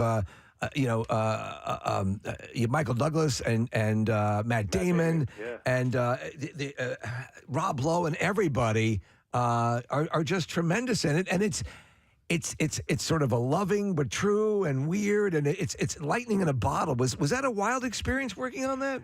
Well, I was, that was another thing. I got invited late. I was literally, they said, can you come down tomorrow and play Matt Damon's lawyer? I went, yes. And it was actually ironic. I had taken a whole bunch of years off. We've talked about that. So that was like my first thing really out of the house. They go, could you come down? I think it was like literally a day or two in advance. And they said, we have this scene where Steven Soderbergh was directing, Michael Douglas and Matt Damon. So, for me, it was great. I mean, we all our scenes were in this conference room, and we're sitting, and Dan Aykroyd was in the scene, and I'm listening to these guys tell stories, show business stories between Dan Aykroyd and Michael Douglas. I actually did a movie that Michael Douglas produced and was in called One Night at McCool's about 20 years ago. Yeah, which 17 people saw, which was almost funny. It was very close to being funny. It wasn't quite funny. It was, if you stood on a chair, you could see funny. So we had worked a little, but I never really spent time with him until we did this show, and I learned so much. You know, the show in Kaminsky Method, he plays an acting coach, right? And so, and they have these great scenes in the acting class, but all my scenes that I do with him, you know, just the two of us, really were like an acting class for me, because I tell you, that's the first day I'm watching him thinking, you know, he's underplaying it, and he just talks softly. I don't think this is going to look good. I don't think he's going to be happy. He's not so good. And then, like an idiot. And then I watch the film, I go, oh, he's a genius, man. He's doing this a long time. He knows exactly where the camera is, where to look, how big, how small to play it. So I learned a lot, and he's funny. He's a great guy. Well, it's funny. I've heard stories like that before. I remember, I think Rosie O'Donnell recounted a story watching, as they the League of Their Own, and she's watching Gina Davis act in a scene, and it seems like she had basically that same reaction, Paul, like, oh my God, how about acting? This is not going to read. And then she sees it on the screen and realizes, oh, that's a real actor. Yeah. You know what it may be? It may be because as comics, we go, well, we have to talk loud and be big and grab people. And actors don't. And actors go, it's going to be a small scene. When you watch it, you're alone, you know. So it's an education. But that was great fun. They're also different, you know. Yeah. That show was funny in a way that it had its own unique flavor, Kaminsky Method, and this reboot is the show called Reboot is much broader. There's a lot of sweet sentiment in the way Modern Family has sweet things that then they pop with some funny, but it's really funny. I mean, there's some big-ass laughs. Oh, looking forward to it. Yeah, absolutely. Hey, Paul, you know, just going through all these different shows and movies and all the people that you've worked with, when you're coming on to a new project and you haven't met the people that you're going to be working with yet, is that a total crapshoot as to, well, here we go, let's see what we get, you know? Yeah, you never know. And, you know, you have to do your job, and you don't have to get along with everybody in the crew to do a good job, but it certainly makes the experience more pleasant. So, I've been lucky. And, once in a while on every show, there's some guy who's a little grumpy or somebody who's not so pleasant. But I haven't come across that. And like I say, on Stranger Things, which is massive, I mean, the production, they shot this last season over the course of like 18 to 20 months or something, with COVID shutting down and so on. But they're all, you get on the set and everybody's just doing their job and they're pleasant. And Are you still a tiny bit nervous when you walk into something new? Yeah, you don't know, especially if it's a new show and you don't know what it's going to be. I remember talking when I joined Stranger Things season 2, it was already, as I say, a big hit. But the cast was telling me, like, I remember David Harbour was saying, listen, when we did the season 1, we didn't know it was going to be good. We forget being a hit because we thought this might be the silliest, dumbest, cheap science fiction crap, And so you don't always know what it's going to be. But, so you can't ever bank on something being a hit. But, if you choose a script you like and you're working with people that are proven or that you like hanging with, you're halfway home.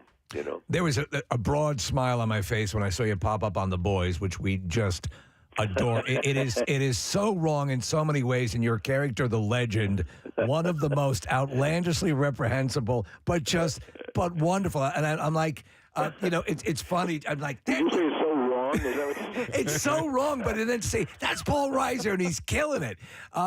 Were you familiar with the show at any level? No. Yeah. No. What's so funny, you say you watch your Stranger Things with your daughter, but I have a 22-year-old. He just turned 22. I got to update my brain, but he's the guy who told me about Stranger Things. So I got offered to join The Boys, and I had never heard of it. I just didn't know it. There's too many shows. Yeah. So I said, "What? Do you ever heard of this show? They want me to come on it." And he went, "Oh, It's great, comma, you'll hate it. It is depraved. It is beyond depraved. It is so. Yep. And I watched it. I went, oh, he's right. This is fantastic. And oh my God, I can't be on this. And then when I watched it, I went, okay, at least now I get it. This is not by accident. This is by design. They're being so over the top, so violent, so graphic. Oh man. And then the character, when they sent me the script, I went, there was some gnarly stuff they wanted me saying and doing. I went, you know what? God bless you. I can't do this. I can't. And they said, well, what if we take this sentence out and this line and we give this to the other guy? I went, yeah, all right, now you got it. But it was really fun because they let us improvise and a lot of that stuff. You know, I was just basically channeling every old Hollywood producer and myself. Wow. It was like, you know, sitting with all these young guys going, what do you mean you never heard of Kelly LeBrock? Read a book. What's wrong with you? It's just great. It's great. Well, listen, we know you got to run, Paul. You're in town in Philadelphia, the Keswick Theater. That is on November 10th. We happen to be doing our biggest charity event of the year that week, and I'm hoping maybe our people can reach out to your people and you can come by and visit in person. All right, well, hope to see you. And All I right. know I'll be in the bottom of New Jersey, Toms River on October, a little sooner, October 8th. Excellent. Toms River in South Orange, New Jersey on the 9th. And listen, we got to make sure those seats are filled. I'll tell you why. If you've ever seen stand-up in an empty theater, it's not good. No. Everyone needs to see Paul Reiser live because you're seeing state-of-the-art and one of the truly great stand-up comedians. You can check out paulreiser.com. We love you. Thank you, Paul Reiser, everybody. He is the best. He's excellent. So many great stories. And naturally funny. Yep. When you get, I know you've been waiting on the boys, Preston. When he pops up, you're going to be like, oh, this is just perfect. Dude, I can't even read this. I know. There's a text about him on there, and he's supposed to be. I can't say that. J-O, is that something on elder prostitutes? Yeah. Yes. Oh yeah. Okay. Oh yeah. All right. That's a big part of it. Yeah. Okay. You think they're the cleaning women when you first see them, and in fact they are. I've got to. I got to get caught up on the boys. Yes. I'm going to try to do that. By the way, that's not for you and your kids. No. Oh my God, no. Wow. Okay. So anyhow, yep, he's going to be in town, and maybe we can get him out for Camp Out for Hunger. That'd be great. Nice. Wonderful to spend some time with him out there. So we got a little bit of time here. We do. Right? We do. Okay. All right. I've already done The all my existentialist? I've already done my. No, I'm not going to be the existentialist. Why are we here? You already did the animal stories. Yeah. The President Steve Show got deep Tuesday morning. Rolling out the existential. No, but there was this interesting story that Steve sent over to me. There's I've never seen anything quite like this, but a pair of Georgia siblings have been awarded in punitive damages against Ford Motor Company $1.7 billion. $1.7 billion in a lawsuit. Why? What happened? A 2014 car crash that killed their parents. It's the largest ever civil verdict to have been awarded in the state of Georgia. I don't know about any other states. It doesn't say in the country. Well, so it's maybe- got to be way up there. Yeah, it's got to be up in the tip top as far as civil suits go. Yeah. So the story was in 2014, Vonsel and Melvin Hill died in their Ford F-250. It blew a tire and rolled over. The couple, who were 62 and 74, were on their way back to pick up a new tractor part to be used on their farm in Georgia. And a jury this week ruled that they should have survived the crash and would have had the roof of their F-250 been designed properly. Instead, it crushed under the impact of the roll, and they died of their injuries. They said it was it crushed so easily that it was like it was a convertible top. Right. Yeah. So the couple's adult children, Adam and Kim, both in their 50s, sued Ford and Pep Boys, the auto shop that had fitted the vehicle's tires 4 years before the crash. They were first awarded $24 million in compensatory damages, of which Ford is liable for 70%, which is about $16.8 million, and Pep Boys was liable for 37%. The jury then awarded the family $1.7 billion in punitive damages. Now, the reason they go with a number like that is essentially to just penalize Ford. Sure. And not necessarily to get, they don't think that the family suffered $1.7 billion worth of loss, but they need to, they said it was so negligent the jury felt this, that they needed to stick forward with that big of a number so that they fix the problem and don't take it lightly. Sure, and I'm curious with this, Preston, when they there's going to be, at least by my reckoning, there's no way that $1.7 billion gets something massively substantial will be given to them. But are we to believe that $1.7 billion, obviously there are legal costs and things of that nature as well, but do we believe $1.7 billion will actually make its way out? Well, we do not, because under Georgia law, the state gets 75% of that.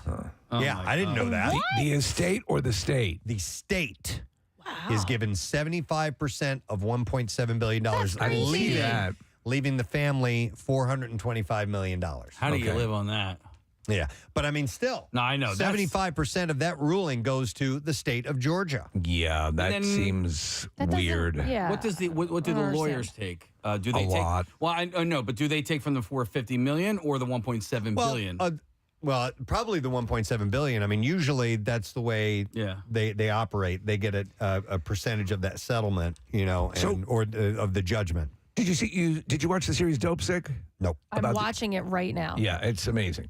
But in the what was the final settlement? It was the largest in history, and I believe that was a class action suit. These are the people who OxyContin. Right, and said it was not addictive when obviously it was clearly a crazy addictive. Right, so that was $6 billion, Steve. $6 billion. Yeah, so that was Purdue Pharma. That's what that settlement was. At some point, does Ford and/or Purdue did they literally write a check? That's my question, Nick. So how with the legal structure and the way things are parsed, I would never have imagined that Georgia as would be a partial recipient of this verdict, of this settlement or whatever. It doesn't seem like they would have any claim to that. But I don't understand, And where in the we're all pre-med. Where in the proceedings does that figure arise from, right? Like in the course of the suing, because this accident happened years ago, and the lawsuit itself has taken a really long time. So at some point, somebody says, all right, we're going to make the punitive damages to Ford $1.7 billion. Who comes up with that figure? Yeah, that's a good question, because I've sat on a couple of civil cases in a jury, and I think, now this is obviously not $1.7 billion. Mr. Elliott, you want to say something to the court? Yes, I think they should get $5 billion. Nick, if I recall correctly, because it's been a few years since I did this, and the first one we found in favor of the plaintiff. No, we found in favor of the defendant. Or no, hell, I don't remember. But it was the plaintiff and the plantain. But I think we had to come up with a figure out of thin air, Nick. The jury did. Yeah, the jury did. I feel like I remember you doing that and telling us about that, or maybe you didn't tell us, did you? Okay, I don't know. Yeah, I don't know. No, if you were can allowed- after the case. okay, You can talk about it Then you freely did. after the case. Do you remember your summation? Yeah. I would like to point out to the jury that Is there some of the improv that you have been come to know? Now, this is a question we all wrestle with on a daily basis. Are we, in fact, improving what we have been come to know as? Or are we really who we are? There's a scene in the David Mamet, the verdict, which was brilliant. Paul Neumann, great performance. And the jury at the end, they fined for this woman who aspirated. Actually, she was put under anesthesia when she wasn't ready to do that because she'd eaten, and so they caused brain damage. So they come in with the verdict, but the jury asked the judge if they can award more, right? Which I believe, and he said, and I don't know if this is just movie, bullcrap, but he said because of the law of the state in Massachusetts, the jury could ask for that, and they could do that. Here's a text that says, the jury picks the number. My wife won punitive damages this past fall. I'm not going to say against where, but they had mentioned the name of the company that they got damages from. So, but it doesn't indicate whether they just came up with that number. Right. Just or what it's arbitrarily. predicated on, or they get a chart. Yeah, I don't know. Or maybe. good. There's a list that says good amounts to award. Right. Because sometimes they do say seeking damages in in excess of blah, blah, blah. Yeah, yeah. They'll throw a number out there. So, or they'll just say blah, blah, blah. Yeah, you know? and which, all right, we give you 2 blahs. You figure it out yourself. I don't think this is a 1 blah. But $1.7 billion, man, that's huge. So That's crazy. They may end up getting $450 million of that. I remember years ago, my friend had he was in an accident. He have to have plastic surgery on his face. It wasn't, he had a couple of scars and things like that. But that case was in the courts for the longest time. And by the end of it, he ended up getting about $8,000. Okay. So, oh, by the way, this is not done. I mean, they're going to appeal the decision. Yeah. It's going to drag out for years and years. But even just to get to that point, and where he really clearly had, physical damage to his face, it took forever for all that to clear and for him to finally have check in hand. Oh, really? To finally get to where it's like, it took forever. The money's in now. Yeah, I would imagine that they stall and push back what they do. much as they possibly can on that. As you can imagine. This is to please the court. Is that our lawyer? That's Ben, our lawyer. Yeah. Yes. That was what I was going to suggest is that we have this. Can we take a recess, please? He comes sprinting into the courtroom. Please, Your Honor, if we could take a quick recess. We just started. Well, the reason he said it like that is because he was out of breath. He had to go from one side of the studio to the other. Hit it again, Casey. As you can imagine. Yeah, he was out of breath when he came over. I'll be back with my summation in just a second. I had. I just have to go get a drink of water. My friend's mother, when she would yell at us, she would not take a breath. And so she would yell at us with at the end, she'd be like, how many times do I have to tell you? I think I've done that before. And then the one time she was yelling at it, she was like, and she says, how many times do I have to tell you? Because she went on like a 30-second tirade. And I go, I don't know. Are you serious? I'm such a dick, dude. Yes, yeah. To your friend's mom? To my friend's mom. Oh, I don't know. All right, you want to go to a lawyer? Yeah. All right, Let's please. do it. We got Bob the lawyer who is on the line. Good morning, Bob.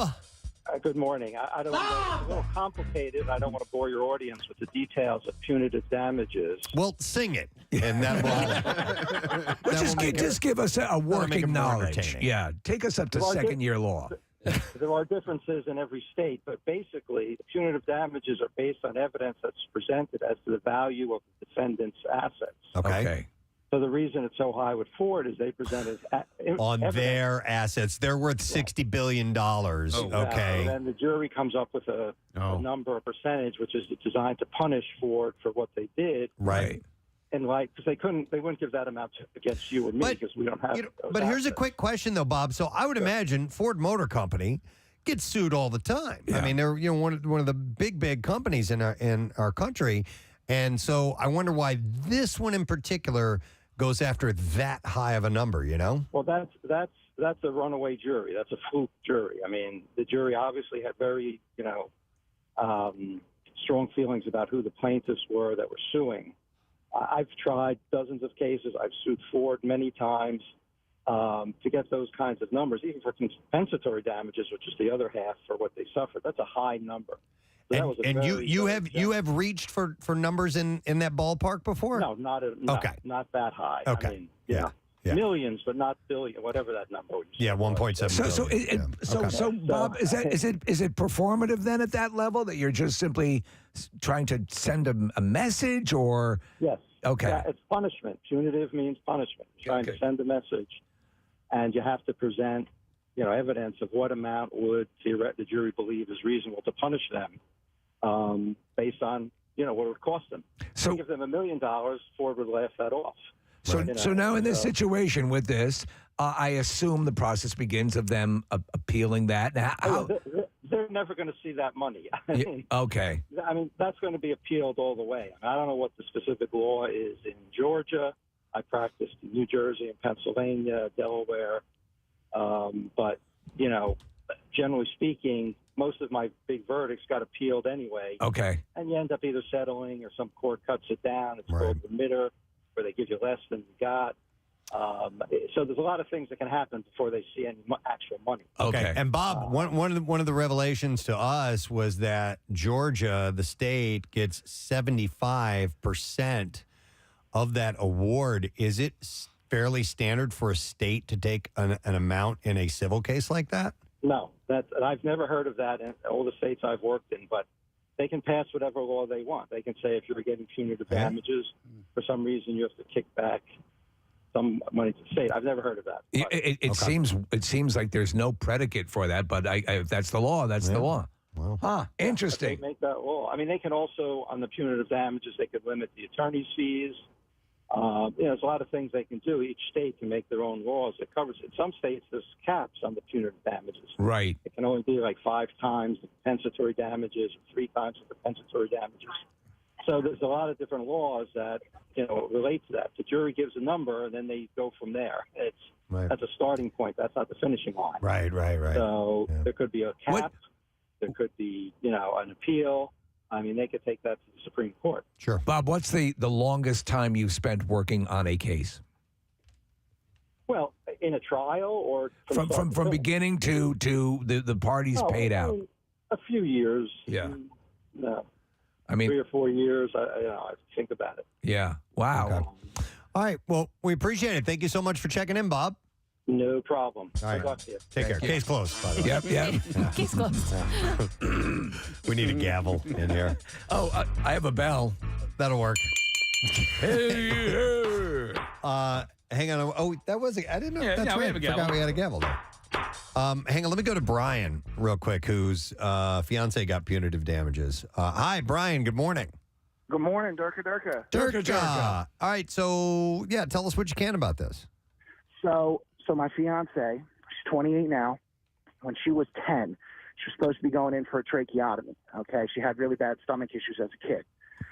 So the doctor, who is no longer alive, I don't know what happened there, but I know that what happened was he went in, did not read the correct chart, and the chart he read was for a 14-year-old boy who was supposed to have his left leg amputated. Stop it. What? Jesus. So what happened? No.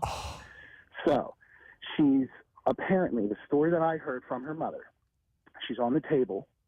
The anesthesiologist starts reading the chart, realizes it's not the right patient. The doctor, who's her left leg at this point, is completely off of her body. Oh, what? The doctor, listen. The doctor leaves the hospital. Leaves. Gets in his car, leaves, middle of the surgery. Dude, if this is a setup for a joke, I'm going to be pissed. No. Okay. No, she was hopping mad. She gets punitive damages every 3 years until she's 35 years old. Yep. And so the doctor left the hospital, just left. Okay. They had to call a specialist in from CHOP, not CHOP, but Children's Hospital of New York, fly him down in a helicopter, and he reattached her leg. Oh my God! So let me ask you this: what do you have any idea as to what the amount was awarded? Did you say? So I know it took. She probably doesn't want me sharing this. Yeah. I know she doesn't listen. She's at home with the kids right now, but I know that altogether, when she's 35, she will have received about $2 million. Wow, man, that's a little. I think that's sound low. like much. Yeah. How about 1.7 billion? Wait, that's. so does she have one leg? No. The So other. now she walks. She has a crazy scar. I mean, she's had issues with it. Like apparently, when she was like 15, a spring popped out of her side and it was sticking out of her skin. But she's had issues with this pretty much her entire life. She walks with a limp. She has to have special orthotics in her shoes. She has to see a doctor once a year. She's probably going to need like a full hip replacement when she's like 35, 40 years old. Well, that was years ago. There was a doctor when I was a kid in the neighborhood. There was a doctor, and his name was, I think, Pospisil or something like that. And he did the same thing. He amputated the leg on a patient. And that needless to say, he stopped being a doctor after that because they basically ran him out of the industry. But wow, that's pretty wild. That's crazy, Brian. And honestly, to be with people getting $8 million for spilling hot coffee on themselves. Yeah, it seems that seems rather low for having your leg amputated. Should have gotten more. Now I know that so her parents. One of the things was like she had to get a special handicap shower put in her house, and the doctor recommended like aqua therapy, so they had an in-ground swimming pool put in their backyard, which was paid for, so that she could swim whenever she wanted. But yeah, it's one of the craziest stories I've ever heard, and a lot of people don't believe me when I tell it, but I was like, here, you want to call her? You want to ask her? Sure. Wow. No, I know there are similar stories. That's why, you know, they will actually mark your body. That's why they check your age and your name countless times. That's why they do all that stuff now before you go. I mean, I've had 2 surgeries myself, and as soon as they come in, they ask me all these different questions. They put the marker on your body where they're going, so that this way everybody knows. But you know, just something as careless as not reading the chart. You know, read the chart. For the rest of her life. I'm just going to wing this. Wow. Thank you, Brian. That's a wild story, man. We appreciate it. You guys rock. Have a Thank you, man. See you later. Wow. My brother they made him draw on the actual knee that he was having surgery on. Okay, so he was responsible for it. And they still gave him breast implants. They look great. Yeah, it looks awesome. They look great. All right. Interesting stories. Thank you for the calls. We do appreciate it, but we do need to take a break. I just want to remind you today is Tattoos Day. So if you're interested in getting a tattoo, maybe you could get something that says, don't amputate. Yeah, right. Preston and Steve show, whatever you want, as long as we're included in it. It's from Floating World Tattoo and Piercing. Text the word tattoo to 39333. And don't forget, you can visit Floating World Tattoo and Piercing at 1729 South Street or online. Check them out on Instagram at Floating World Tattoos. We'll be back in just a moment. Get to Wildwood, New Jersey. 1 hour and 7 minutes. There you go. Wow. It's true, though. There are people who do that. Wow, the bag's working. Yeah, thank you. I'll tell you what. Side note, it's about 20 minutes to City Hydration from here. Picture that bit. Dude, listen, my dad was amazing at that. So my dad drove a truck for a living. He would say, I'll be home in 7 minutes. He was home in 7 minutes. I mean, and it was never like... He would just sit outside with the truck on. No, usually... God damn it, I made it in 4 minutes. Usually people round it to the nearest 5 minute, right? So it's like, you know, I'll be there in a half hour. I'll be there in 25 minutes. My dad would be like, all right, I'll be there in 16 minutes. And it was always. And they drive reckless back then. If your dad wanted to be right on time, he'd kill the whole family. No, it's 8 minutes away. Turning hard corners. But I do want to say this. Please. Okay. I got nothing. No. Hey, how's the podcast going? My podcast got canceled. Thank you. I asked you not to bring it up for when I saw you in the hallway. The podcast is going great. I'm a fan. Is going great. Thank you. Thank you very much. I'll tell you, you're all right. I'll tell you. I'm getting my B12 bag. See the bit you just 2 minutes, 4 minutes, just John filling in. Imagine that, but with 5 band members doing that. It's overwhelming. You have a 5-piece band? I'll have 3 instruments and sometimes 2 fillers, like just bongos and a tambourine, because for the bits. Like he has 3 guys, but some of the guys have 2 instruments, Preston. Thank you, bro. Who lives the closest to you? How many minutes away? What are you talking about? Well, I don't know. He's doing a recall.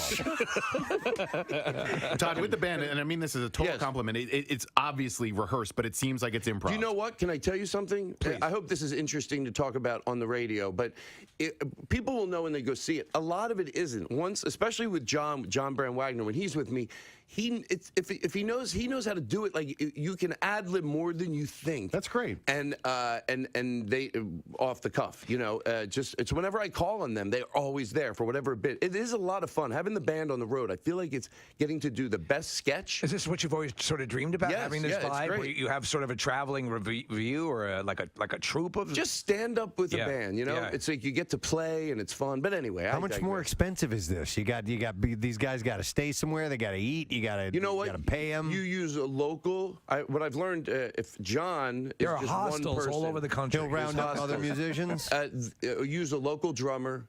You can always teach 2, 3 local people, and so you're just bringing one person with you. Should ask me, dude. I would have accompanied. Do you know that Preston is Preston? We kid you not. Preston is a sensational drummer. Well, but would you have wanted to do 6 shows? Not at all. Hell no. Right. No. I would have done one of them, though. Well, you know what? You still can. I got a gig on Friday night already, but yeah, maybe we can fit that in. We'll talk. Well, listen, here's what I'd like to do. You'll do the Saturday. Oh, Freddie, I locked you. Saturday, you'll do both shows. I won't have it any other way.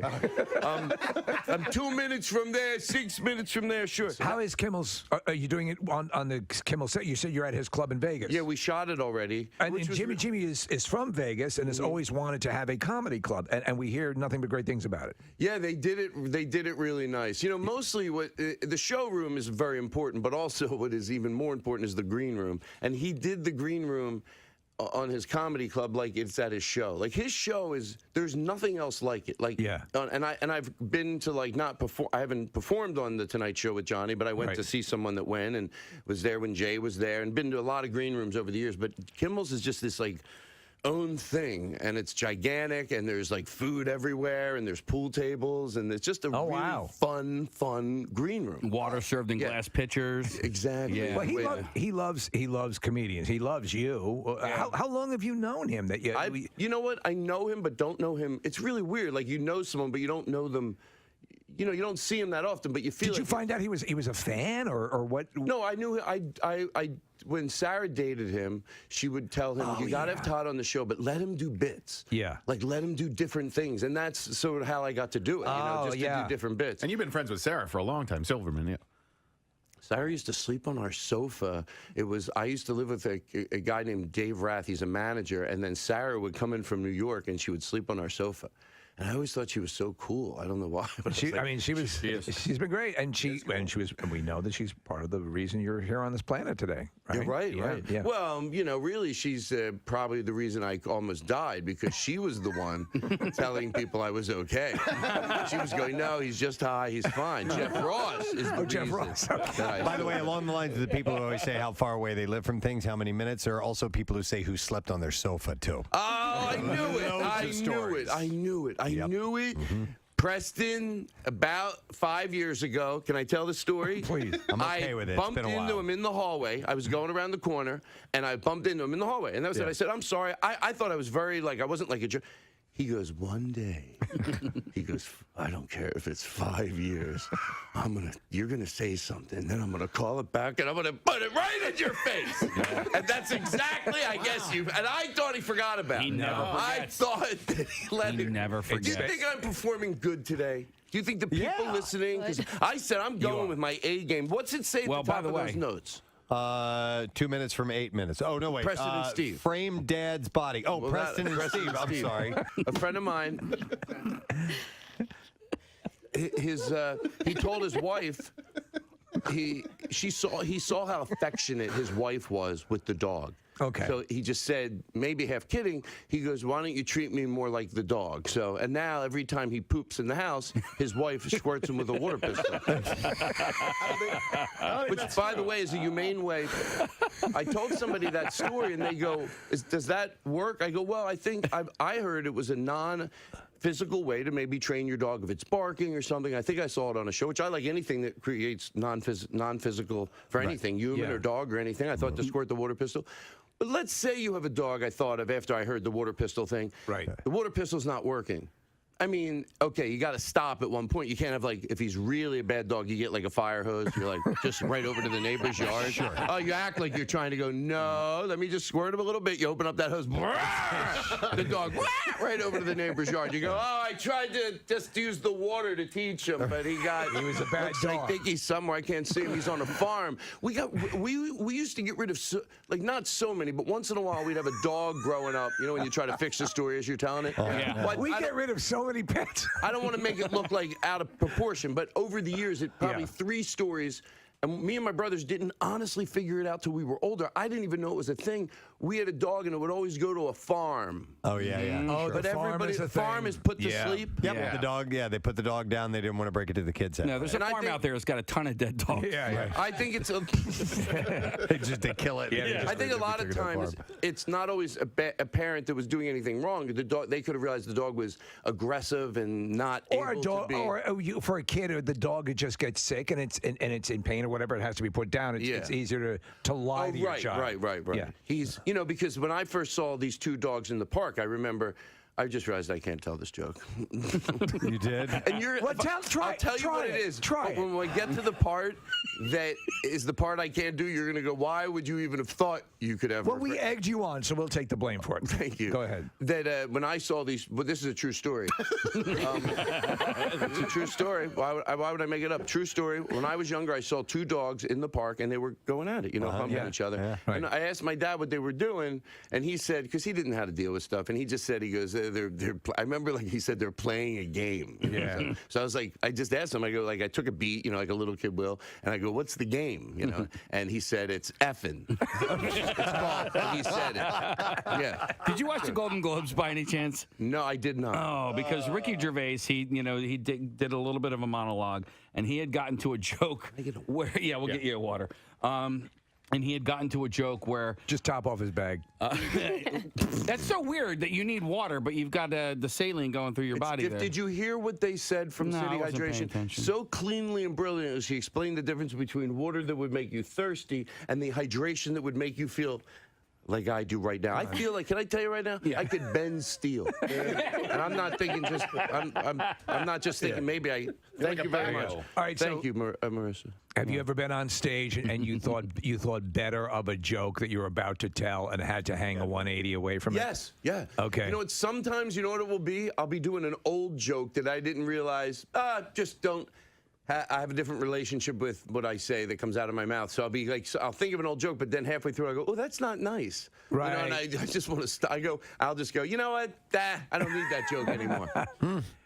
I had a series called, if you see a sign that says don't do it, it means somebody did it. Yes. Okay. It's true. Because, they don't just put, if it says, I don't have to repeat the bit, but I will do one example from the old pile of part of this joke.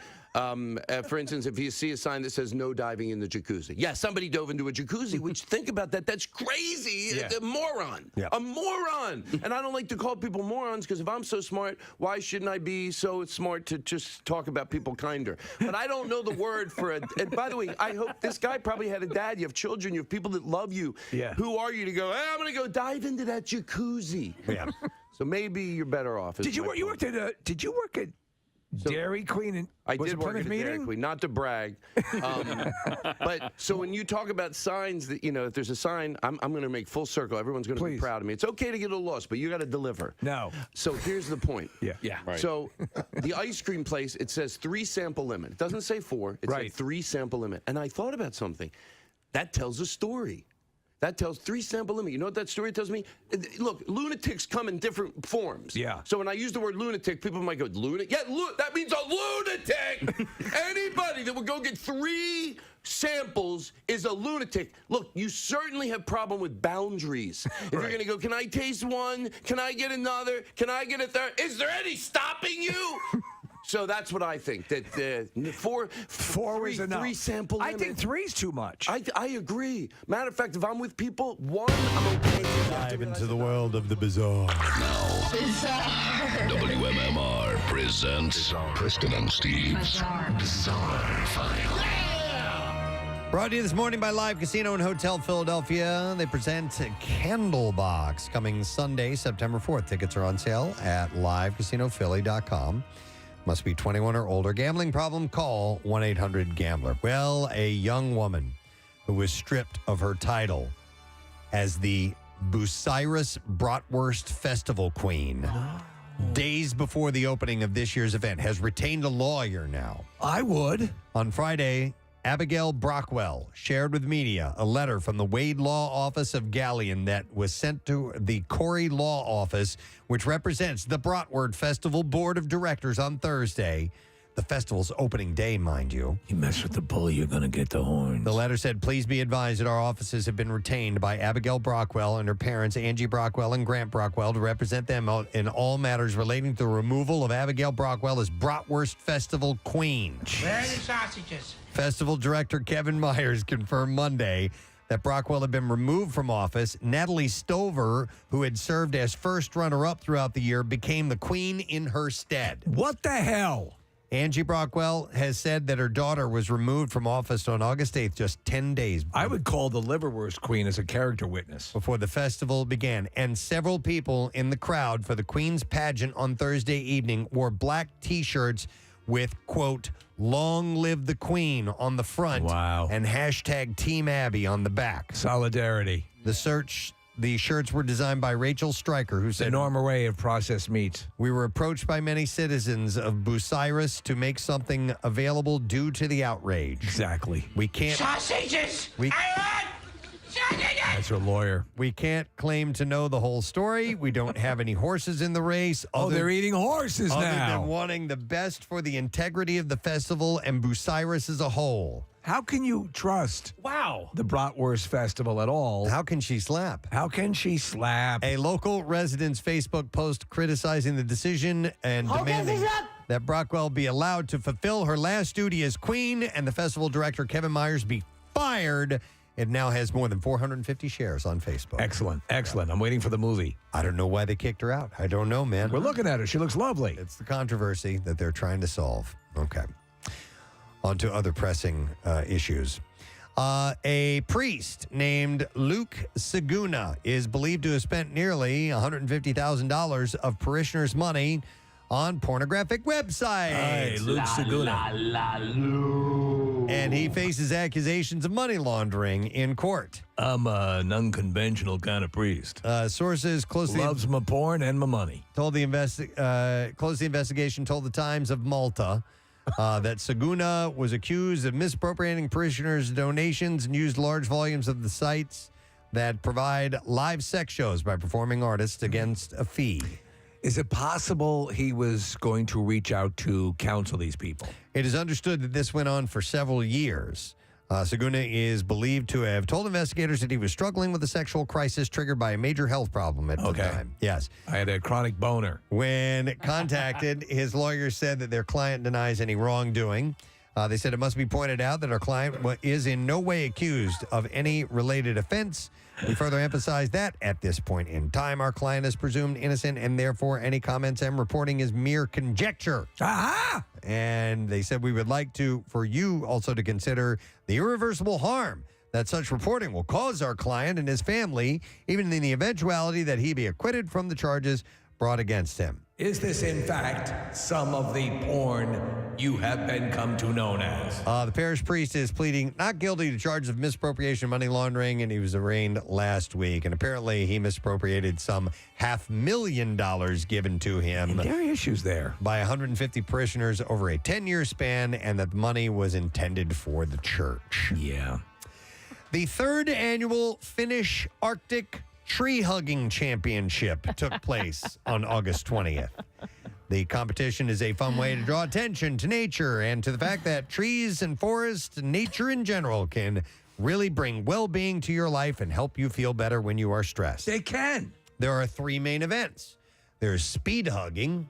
In a clearly marked area, hug as many trees as possible in 1 minute, with each hug lasting at least 5 seconds.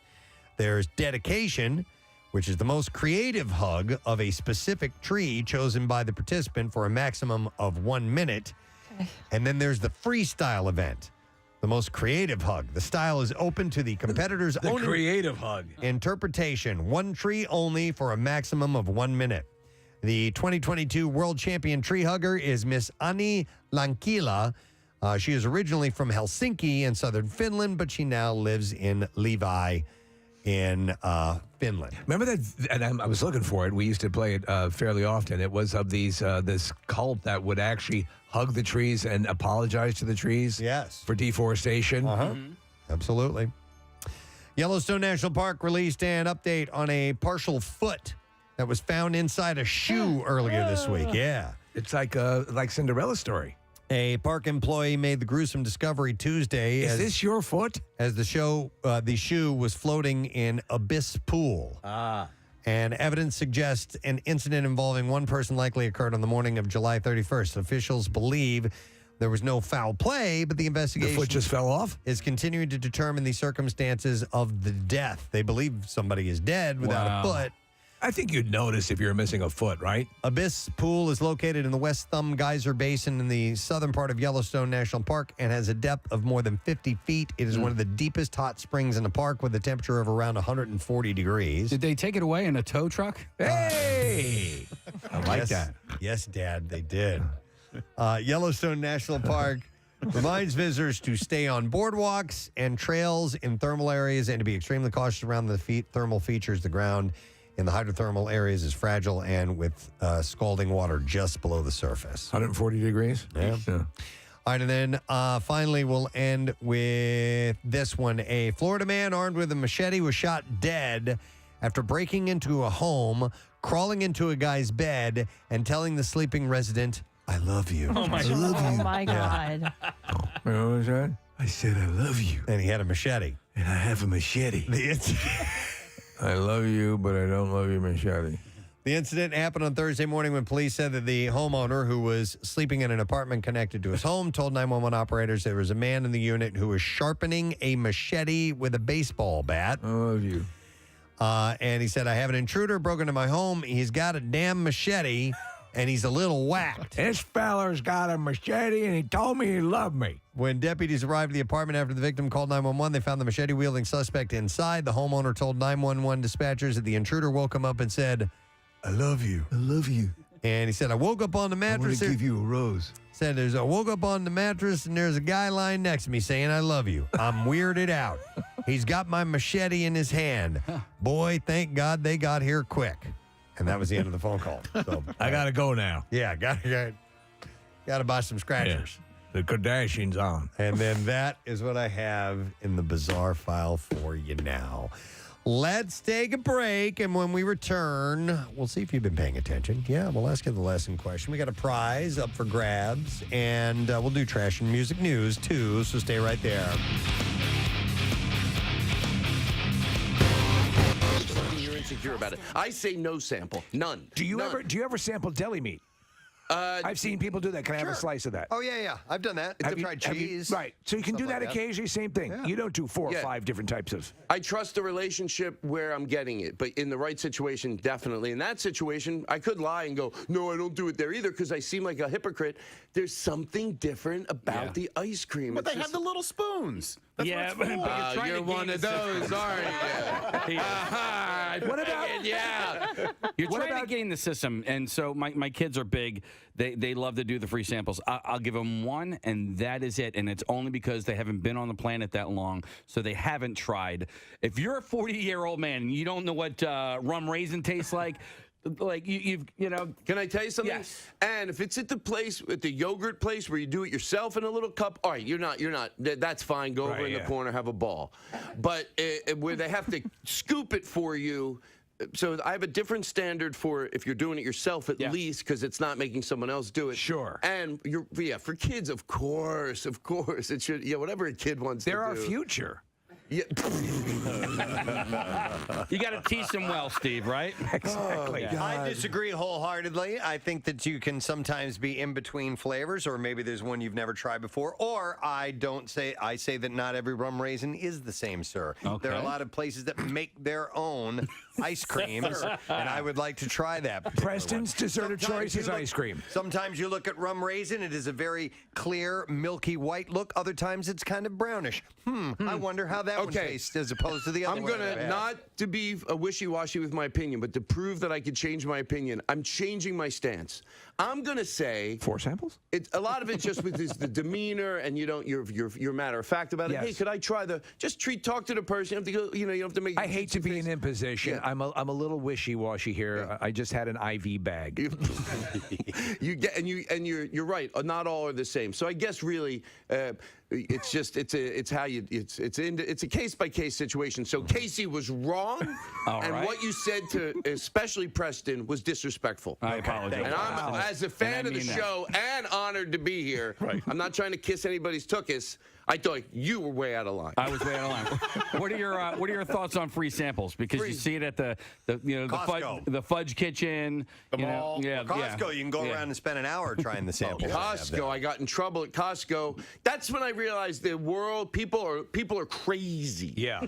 I had a World War II wasn't an indicator. Well, that's like, and by the way, this does make sense. Please remind me to get back to what I did at Costco. Okay. But it does have to do with, you said World War II? Nazis? Yeah, what did you do at Costco? Okay. World War II. World War II. Oh, Hitler, Hitler. ice cream samples. Someone told me that Hitler, this is a true story. They told me this. Whether Yes. it's true or not, Right. it's true. I don't know. Okay. But they said Hitler ate a piece of cake every day. Isn't that crazy? I told my friend, I don't think it's the craziest thing about him. Brought to you by Patient First Cold and flu season is here. I've got a clode. You do have a clode. Patient First is here to help. Hey, Harry. I can't speak what's to You that. were traveling all day. I was. What's Harry, though? I was going to say they handle everything. They And Harry or clothes. And I put handle and every and made it Harry. These times, you need someone who cares about your clothes and harries it correctly.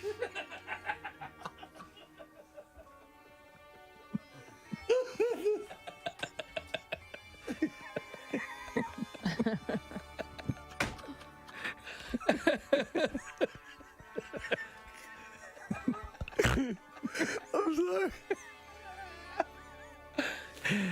and I snorted too.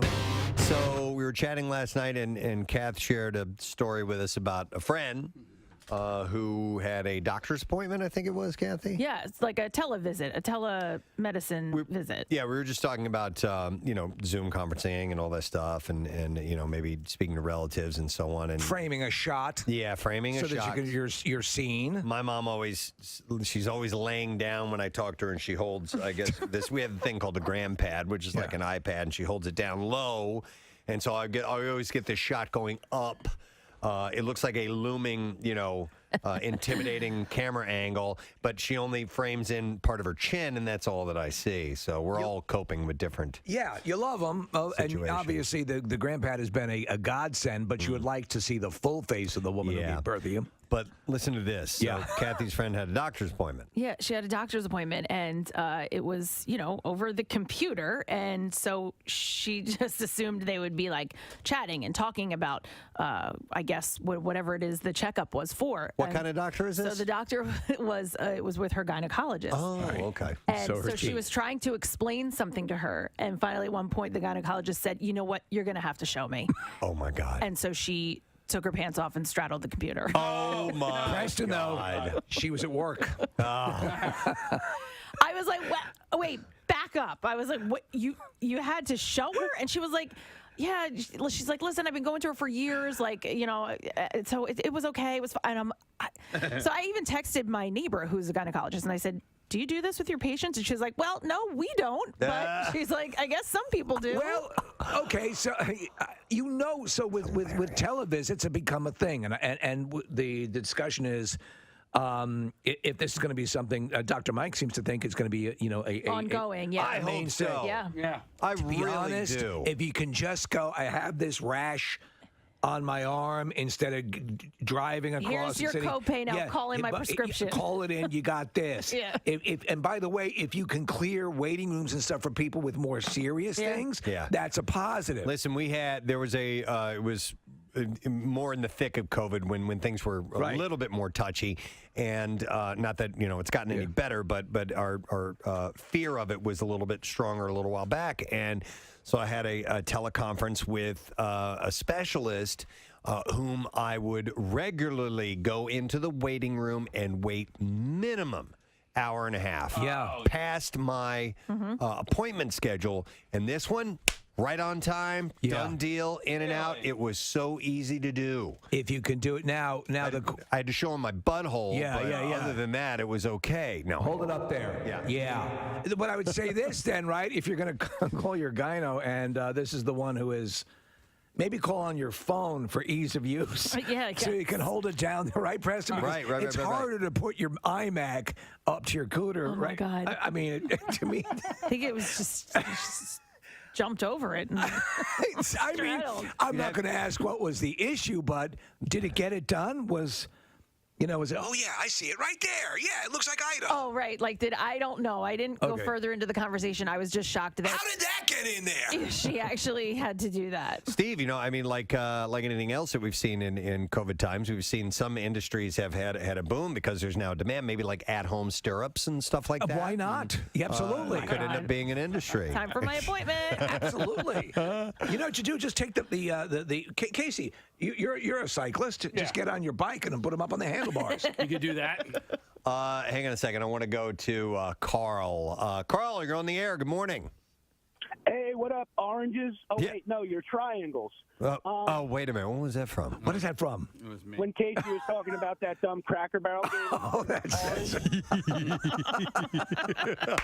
the game. What's up, Carl? You know, we always mess up our shapes and colors. It's all good. Yes, yeah.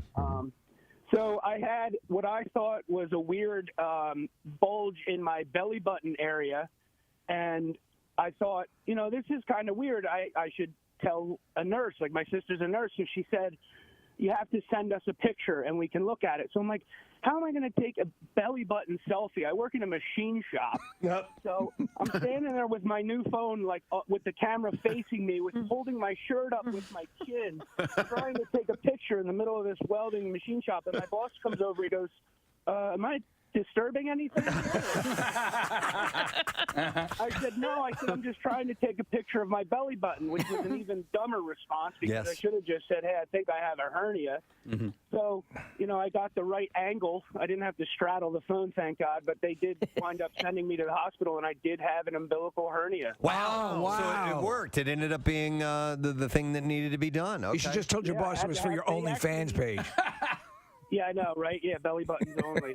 I had to have emergency surgery. It was like Wow. my belly button, so it saved my life. No, so there you go. So and that saved you the time. They could diagnose it right over there and get you in for something more serious. But still, I guarantee you, you know, there are people who, inopportune moments, the door opens up and you have the iPhone up your ass. Right. You know what is this, Doc? Here's a text that says, I almost broke my penis having sex. We've heard of that before. And had to do a Zoom call and show the doctor. It was awkward at first, but she's seen many penises, he says. But it was his dentist. No, but that's rather common. And if something like that could be taken care of, you know what? Would you feel? Let me ask you. You're in the privacy of your own home. Would you feel even more comfortable in the confines of your own home? You're not in a doctor's office. I think that the fact that they might be, what might be in the back of someone's mind is that, is this being recorded? Totally. Yeah. And can somebody else get their hands on this type of thing? Of course it's being recorded. So, listen, I've gotten used to dropping trow and letting whatever doctors need to do whatever they need to do. And I never look forward to it, obviously, but it doesn't bother me now, but it may have at another age. I think for me, it represents a whole new possibility. As you said, Preston, if you go and you show and you're sitting in the office for an hour and a half and you have a time and you've got things to do during your day and so what could be done in 10 minutes takes 2.5, 3 hours. To me, that's a win. I'm wondering to what extent it'll be because when you go in for almost anything, a couple of things they almost always do are weigh you, check your temperature, just to get a basic vibe on your overall well-being. So I wonder if they're able to, when we return to normal, if they would be able to overlook those couple of things. You know what I mean? Well, there are things now, by the way, and this is part of where the industry is going, and I saw an article on this where you would actually have, whether it be through your Apple Watch or your phone, or you'd take your temperature. It would send the data to the doctor in real time. We can set you up. 215-263 WMMR. So who's doing that TED Talk with Sly Stallone? 215-263 WMMR. Let's see if you know the answer. The trash business is a gold mine. 93.3 WMMR with Preston and Steve's Hollywood Trash. All right, let's get to it, Steve. What's going on this morning? Well, this is pretty cool. After the Academy of Motion Picture Arts and Sciences apologized to Native American Sasheen Littlefeather for their treatment of her 50 years ago, they then decided that they will be making her an honorary Academy member. Now 75 years old, Littlefeather responded by asking for pudding. Oh, my God. Dr. Anthony Fauci announcing he's stepping down as director of the National Institute of Allergy and Infectious Diseases in December. The 81-year-old Fauci says he plans on moving back into that tree where the other elves are baking cookies. And finally, fans immediately noticing that the House of Dragon has no opening credits or theme song like its iconic predecessor, Game of Thrones. Producers say it was a creative choice after they ditched an opening sequence in which the whistling cast walks down to a fishing hole. And that's your Hollywood track.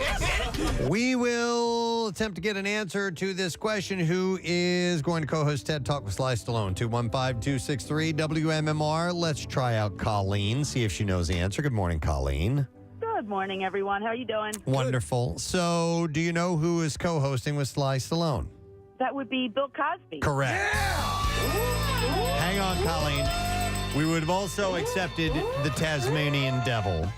And since you got it right, Colleen, you get a pair of tickets for the Philly Burger Brawl Sunday, October 23rd at Xfinity Live. Enjoy unlimited samples of burgers from over 60 of the area's leading restaurants and chefs, plus live music and activities all day. Tickets are on sale now. You can go to WMMR.com, keyword burger. Proceeds benefit both the Philly Parks and Rec at-risk teen initiative and the School District of Philadelphia's after-school programming. Now, Preston and Steve's Music News on 93.3 WMMR. All right, I have a handful of stories for you this morning. We'll start with this one. Alter Bridge have announced plans to launch a new North American tour beginning January 25th in Tampa, Florida, and they'll be joined on the entire 30-city trek by Mammoth, WVH. Very nice. And also the band Red will join them for the first leg, followed by newcomers Pistols at dawn for the second leg, and they will be in Philadelphia. And this will be at Franklin Music Hall on February 5th. Tickets go on sale Friday, while info and additional VIP ticketing packages can be found, well, it says here, and then it's got a link, so that's not going to work, is it? Just point to where it is. It's right there. Yeah. Okay. So anyhow, that'll be cool. And Wolfgang coming back to town. We'll have to see if we can get him by here. That'd be wonderful. Yes. So cool. Okay, Tommy Lee. Tommy Lee has revealed that he posted a nude photo last week during a, quote, mother effing bender, okay? Yeah. And during a Motley Crue show this weekend in San Antonio, and I'm going to read this verbatim, okay, except a couple things I'm going to have to edit, but it just makes me realize that the way they characterized him in, what was the, Pam and Tommy is kind of spot on. Yes. I thought the same thing. So he said, a couple weeks ago, we had like a 2-week break off the tour, and I went on a mother effing bender, bro. Yeah. Bro. You gotta hear the bro in there. I went on a mother effing bender, bro. A bender. I got effing sideways as F and got naked and posted pictures of my D. He said, and usually, and this is him talking to a crowd, okay? Uh-huh. Usually, I mean, I'm a boob man, and I like to see boobs. And he was saying a different word. But tonight it's equal opportunity night. Tonight, I want to see everyone's D. So come on, boys. Pull your ass out. Pull your effing junk out. Let's go. So he's asking the crowd to whip out their Johnson. That's awesome. Isn't that awesome? Yeah. It's very communal. I'm telling you, he's just, I think they got it right in that that show. It's spot on. I think they're both nominated for, or did it already pass? For Emmys? Yeah. I don't know. I have no idea. Yep. But both worthy of the accolades. Yeah, they were both great. Kirk Hammett has spoke about the struggles that Metallica has in the studio and the amount of time that it takes to finish an album. The band's lead guitarist said, it's not getting any quicker. He said, it's just like we have a way of working. We have a process that unfortunately takes a long time. We have a process that has a long time. And it's just the way we work. That's the way it is. That's the way it works as a band. And I've grown to accept that. He credited his recent solo album for alleviating the stress and formulating ideas for new Metallica material. Putting out Portals, he said, is great for me because it kind of frees me up from that schedule. I can come up with a few tracks. record them and put them out, and I can do it on a completely different time schedule from the band. And that's great because it doesn't seem to get in the way of the band's schedule because, like I say, we move at our own pace. Didn't they record the last album remotely from different locations? Yeah, they did. Yeah. And they said it actually helped. Worked out wonderfully. And then finally, sad news, but drummer Jerry J.I. Allison, the last surviving original member of Buddy Holly's band, The Crickets, passed away on August 22nd. He was 88 years old, so that was yesterday. It was very touching. I don't know if you saw, but Gary Busey did a little tribute where he pulled his pants down in a park. Stop it. In addition to his drumming duties for the Crickets, he co-wrote two of their biggest hits with Buddy. He co-wrote That'll Be the Day and Peggy Sue. Wow. I mean, just juggernaut great songs. And Peggy Sue is named after Allison's eventual first wife. Allison and Holly had formed the group in their hometown of Lubbock, Texas, and were part of a much larger support team that encircled the band's songwriting and studio work. Holly, Allison, late bassist Joe B. Malden, and early guitarist Nikki Sullivan eventually recorded under both the band moniker and Buddy Holly for two different labels. The Crickets parted ways with Holly in 1958, but according to numerous sources, were to reunite once Holly got back off of the road in 1959. Obviously, he died in the plane crash. According to several sources, including then Buddy Holly touring bassist Waylon Jennings, Holly's post-tour plans were to reconvene with the Crickets and carry on with then-current guitarist Tommy Alsop on lead guitar.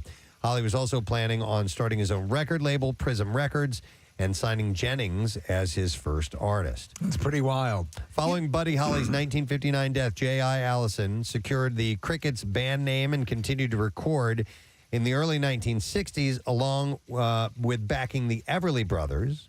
Along with Buddy Holly's collaborator, a later-day Cricket, Sonny Curtis, Allison co-wrote the song More Than I Can Say for Bobby V in 1962 with Leo Sayer doing his 1980 cover version that topped out at number 2. I didn't realize that was a cover. I didn't either. Allison and other assorted Crickets and Holly sidemen went on to play on many of the hits that came out of L.A. on the Liberty Records label. In the 1980s, he and Joe B. Malden revived the Crickets both on stage and in the studio. And in 2012, the Crickets were finally inducted into the Rock and Roll Hall of Fame by none other than Smokey Robinson. I've heard Buddy Holly sing, obviously, and in concert footage and show footage. I don't think I've ever heard him just speaking.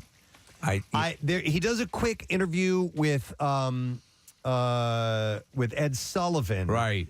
Before they perform, and he talks about being from Lubbock, Texas, and a few other things. So there's a little bit of him talking, but as far as like a sit-down lengthy interview, does that even exist? I don't know. Do you guys know who played Buddy Holly at Jack Rabbit Slim's in Pulp Fiction? Yeah. I just saw it over the weekend. Yeah, it was Buscemi. Yeah, Steve Buscemi. Yeah. He walks in and goes, "Hey, I'm Buddy." Yeah. I love that sequence. Yep. All right, and that is all I have in music news for you. That's all you need, really. Let's take a break. We'll come back in a moment. We'll get our winner for Tattoos Day, and then we will pass the baton, Pierre Robert. Don't forget Letter of the Day, Word of the Week prize coming up, too, so we'll get that when we return. Stay there. Something be cool. That'd be able to do it, so yeah. In order to skip the hassle of going to the doctor, I'd be happy with that in a heartbeat, Listen, man. what if you had something that had to be removed and the doctor talked Rochelle through it? Oh my God! Would you? Right? Would you be up for that? I would have complete confidence. I mean, she's so good with the YouTube stuff. Here is a text that says, I have eczema on my hands, which is fairly new. I couldn't control it and did a Zoom meeting with my doctor, and he said, I don't think it's staph. Which triggered me, so I went. No, I think they might have said, I think it's staph, which triggered me, so I went to a dermatologist and did indeed have MRSA. Wow. Whoa. So they had seen that. Wow, okay. I mean, that sometimes that's all it takes, but the notion of someone straddling their computer. I mean, seriously, I couldn't get over it. I was like, you, really? Well, are there USB cameras that you can, right? Maybe you want to have one at the ready. If you're calling your gynecologist, Well, no. A little ring light that attaches to your thigh. See, no, that's what I was going to say. She goes, well, I do have the ring light set up anyway for when I do, conference calls and stuff like that. She's like, so it was there anyway. So she had a light. She literally shined a light. Yeah. I guess you want to know what's wrong with you? Then I mean, all right. Can you the microphone? Could you please make sure that's I need inside to hear there? that. No, I'm losing signal. If there was if I had to do this, I would have to try and create like a perspective that made everything like look bigger, or maybe. Are you getting it all in the frame? Because I got a whopper here, Doc. It would have to do something where, like an anamorphic lens. Yeah, or all right. So how like if you're trying to take a picture of evidence, and you don't know. Like you lay a dollar bill next to it, so it gives it perspective. So here's what you do, Case. When you're going to your urologist and your junk is being displayed, get the people who take the pictures of the houses for Zillow. Yes. They always make them look much bigger. Yeah. No, Casey's going to go out and he's going to buy a dollar bill that's a third the size of a regular dollar bill. See? Just make sure like your hands aren't in the picture too, because then you look like you have these huge giant hands. Do you ever see like the guys who hold like the TV remote up against their junk, like and like, come on. But they should market all sorts of ultra tiny, and you use like a little doll hand to hold it. Right. Miniature tennis racket or something like that. My God, I'm so big. Little Women star Florence Hughes is shutting down criticism over the age gap between her and her boyfriend, Zach Braff. She's 24, he's 44. That's 20 years. And here's how it went down. She posted a shot of herself, and he commented with a princess emoji, and a follower remarked, "You're 44 years old." And she responded, "And yet he got it." There you go. That's awesome stuff. Wow. I love that kind of byplay on social media. And yet he got it. And yet he got it. Wow. I'm in Little Women. I'm so little. Zach Braff. Let's see. Little Women already did that one. Little Women, you came back. You made a mistake. I did. It's okay. Little Women make mistakes too. Let's go over Vanessa Hudgens. She gave recent ex Austin Butler a taste of what he's missing on Instagram. Oh yeah. Okay, so help me out with this. Okay, Right, anything on Instagram is just as awesome. She posted a series of shots of herself in a suit. In like a three-piece men's suit? I don't know. Yeah, sure, we'll go with that. Writing Thirsty Thursday. Y'all, LOL. I don't really have many pics that qualify, so not sure how long this will last, but for now, we wet. We wet? Damn. We wet. Sopping wet. Thirsty. Yo. Thirsty. Did she hashtag it Thirsty Thursday? Yeah. We wet. We wet, man. We wet. Buckets of girly juice. It's just, she's just saying, that she's thirsty. Yo. To all the boys out there. Does that mean thirsty as in I need something to drink? No. Thirsty for sex. I need something in my mouth. Yeah. That's not food. That's not food. You didn't have to go to oral. Well, I mean, listen, I just assume that's how you get things started. Yeah. That's how you get the thirsty train rolling. It's very generous of you. Yeah. Did anyone find this picture of her? She must have posted it on her stories because it's not on her. All right. feed. Well, she wasn't that thirsty then, and she didn't want to. She was stay only for- temporary. She was thirsty for 24 hours. Let's just say she was peckish. But let me run that quote by you again. Okay. Y'all, LOL. I don't really have many pics that qualify, so not sure how long this will last for, but for now, we wet. We wet. Nice we wet. beaver. We wet beaver. We wet.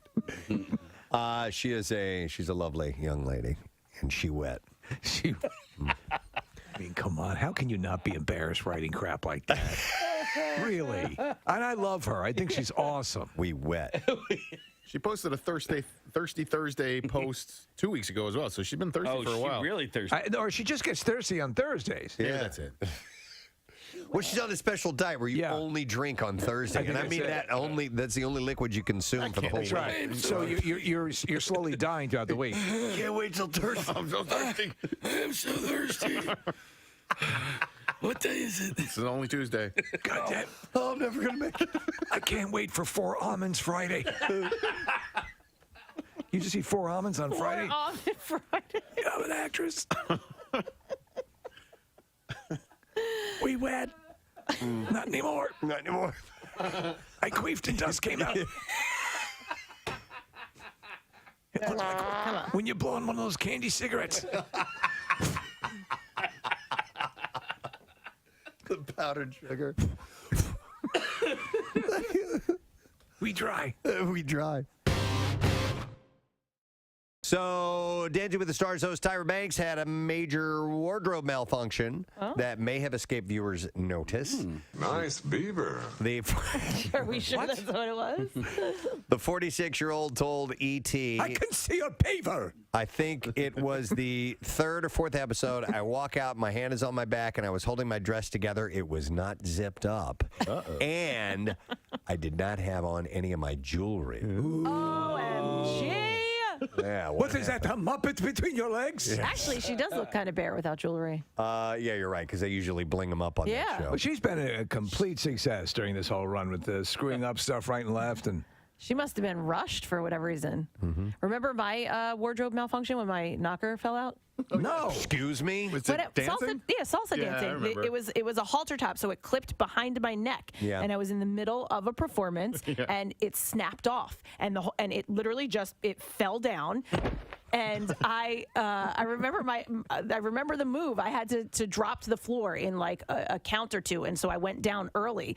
And like I remember my partner looking at me like, "What are you doing?" And I had probably 1 or 2 seconds to put the snap back together, and sure enough, it happened, and I put it together, and I was ready to go right after. I don't know how that happened. Were you at Parks or something like that? No, I was at the dance studio La Luna in Ben Salem, and it was on video, and we did have the video, but I made the guy who had the video kind of blur out my nips. Nips didn't show, So did you'll they? never know if they're pink or brown. Damn it, we were so close. No, okay, so my nips didn't show. I was at a friend's wedding one time, and there was a couple out on the dance floor, and this woman's boob was there just dancing along. Her boob's just hanging out. She had no idea. No idea. Dude, those things Somebody eventually said something to her. They're so tight, and like sometimes it just like pops out the top, and you don't even know. Well, my wife's old roommate had she was wearing a top that was so He's just great. He's so easy to talk to. He's got so many, credits to his title, and he's a funny, super nice guy. I mean, tons of stuff. You know, remember he was in Aliens. You know? He was Burke. He was the prick. Yeah, he goes way back to tons of different things. So he's going to be in town, Keswick Theater, and that's going to be on the 11th. That's 11/11 on the 11th of November. So you can go to paulreiser.com or axs.com to get tickets. Maybe we can get him here for Camp Out. That'd be great. He'll be in town during that. We got to get you want to do the letter of the day first? We can do that. All right, let's do that first. Here we go. Preston and Steve on 93.3 WMMR. Now, the Daily Letter. There it is. All right, Preston and Steve Show is brought to you today by the letter B as in boy. All right, B as in boy.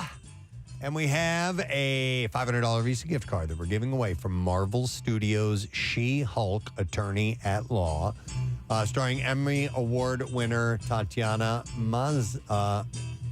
Maslany. Yes. Maslany Tano. Original series now streaming only on Disney Plus. So we'll give that away on Friday. 4 letters are all you have to keep track of, which is good. How you doing, man? Excellent. Wonderful. You get back yesterday? Last night. Last night. All right, cool. Welcome back. Thank you. Yeah. You know what? I want to do this before we find out what you have going on. Tattoos Day. Let's get that. Yes. All right, so we got a winner.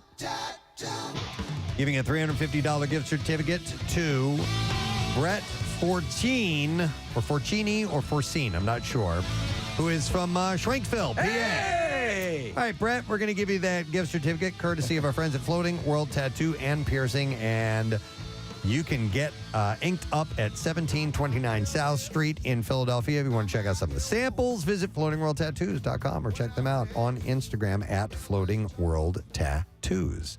It's good to see you back, sir. Thank you. Good to see you, kids. Yeah, we've been having a good time. I'm pleased Yep. as punch to hear it. Yeah, and what's coming up on your program today? Well, I'm going to have tickets for the baseball game because I have a lot of sports stuff happening on my show.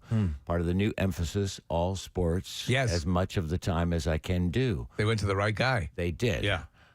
And then I'm also starting a show at the Fanatic this weekend. I'm going to be on Saturday and Sunday all day. Sports Rock, yeah. Sports Rock. Good precedent in this city for doing well and getting great ratings. Exactly. Right. And you're going to be like a bomb thrower. You're going to throw out controversial statements. I'm going to piss off the fans.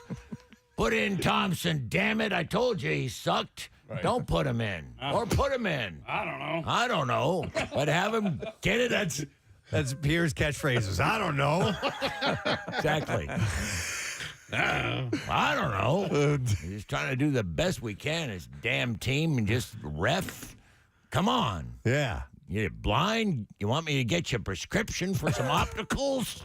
For some specs? Spectacles? For God's sake. Tighten it up, Buster. I love it. I'd tune in. Absolutely. I think it's got a big future. Yeah, I agree. Anyway, I will have tickets for the baseball game where Jackie Bam Bam will be prancing at. There's some mummers thing that's happening in the baseball thing. For string band night with the Phils. Is that it up there on the That looks like it's it. It's what I knew, and actually was it string band night with the Phils. And Jackie's involved in it somehow. And he'll be prancing around in costume, and it should be fun. Nice. I've got baseball tickets. Buster? Yeah, I don't know. What do you want? I don't know. I don't know.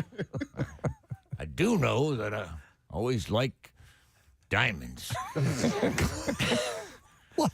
I like diamonds. All the great sports guys. You know what I love? I love a good diamond. So I go see Gina at Steven Singer. What's he talking about? Or Lulu, or whatever her name is. Lulu. Gina and Lulu. Gina and Lulu, the new diamonds on 8th and Walnut. The other corner of 8th and Walnut, that is. I don't know. STP. The other corner is a restaurant. Well, yeah, exactly. STP, The Who, and Jane's Addiction. I don't know. I don't know. It'll be something like that. It'll be some Tuesday thing. I don't know. I gotta go. All right? What do you want from me? All right. I want to thank our sponsors. Preston Steve Show brought to you today by Duncan. It should be on a shirt. I don't know. With Pierre Robert. But you like behind the microphone, like with the fedora. Oh, boy. I don't know. Duncan, the Preston Steve Show runs on Duncan. Also brought to you by Acme Markets, fresh foods, local flavors. Acme, Fisher Grocery Store, the Preston Steve Show, and brought to you by Wilmington University. Go to wilmu.edu, dual credit. That's wilmu.edu, dual credit. Tomorrow on our program on Wednesday, we'll go live on Fox Good Day. We will have on the show tomorrow Rob McElhenney of It's Always Sunny in Philadelphia, and the new show about Wrexham, about the football team, the soccer team. He is checking in with us about that tomorrow. Welcome to Wrexham, right? And also in our studio, Pierre, we're going to have Eric Bazillion and Rob Hyman stopping by. And it's mainly because of an observation I made about a song that I need to ask Rob about, and they've got shows coming up, so they're going to stop in town. Cool. Into the studio and hang out for a little bit, so it's always nice. All right? I don't know. Sure. Give me a listen. I don't know. That's it. It's a baseball ref. We're done. Rained on. Have a great day. And I don't know. We'll see you tomorrow or something. All right. Bye-bye.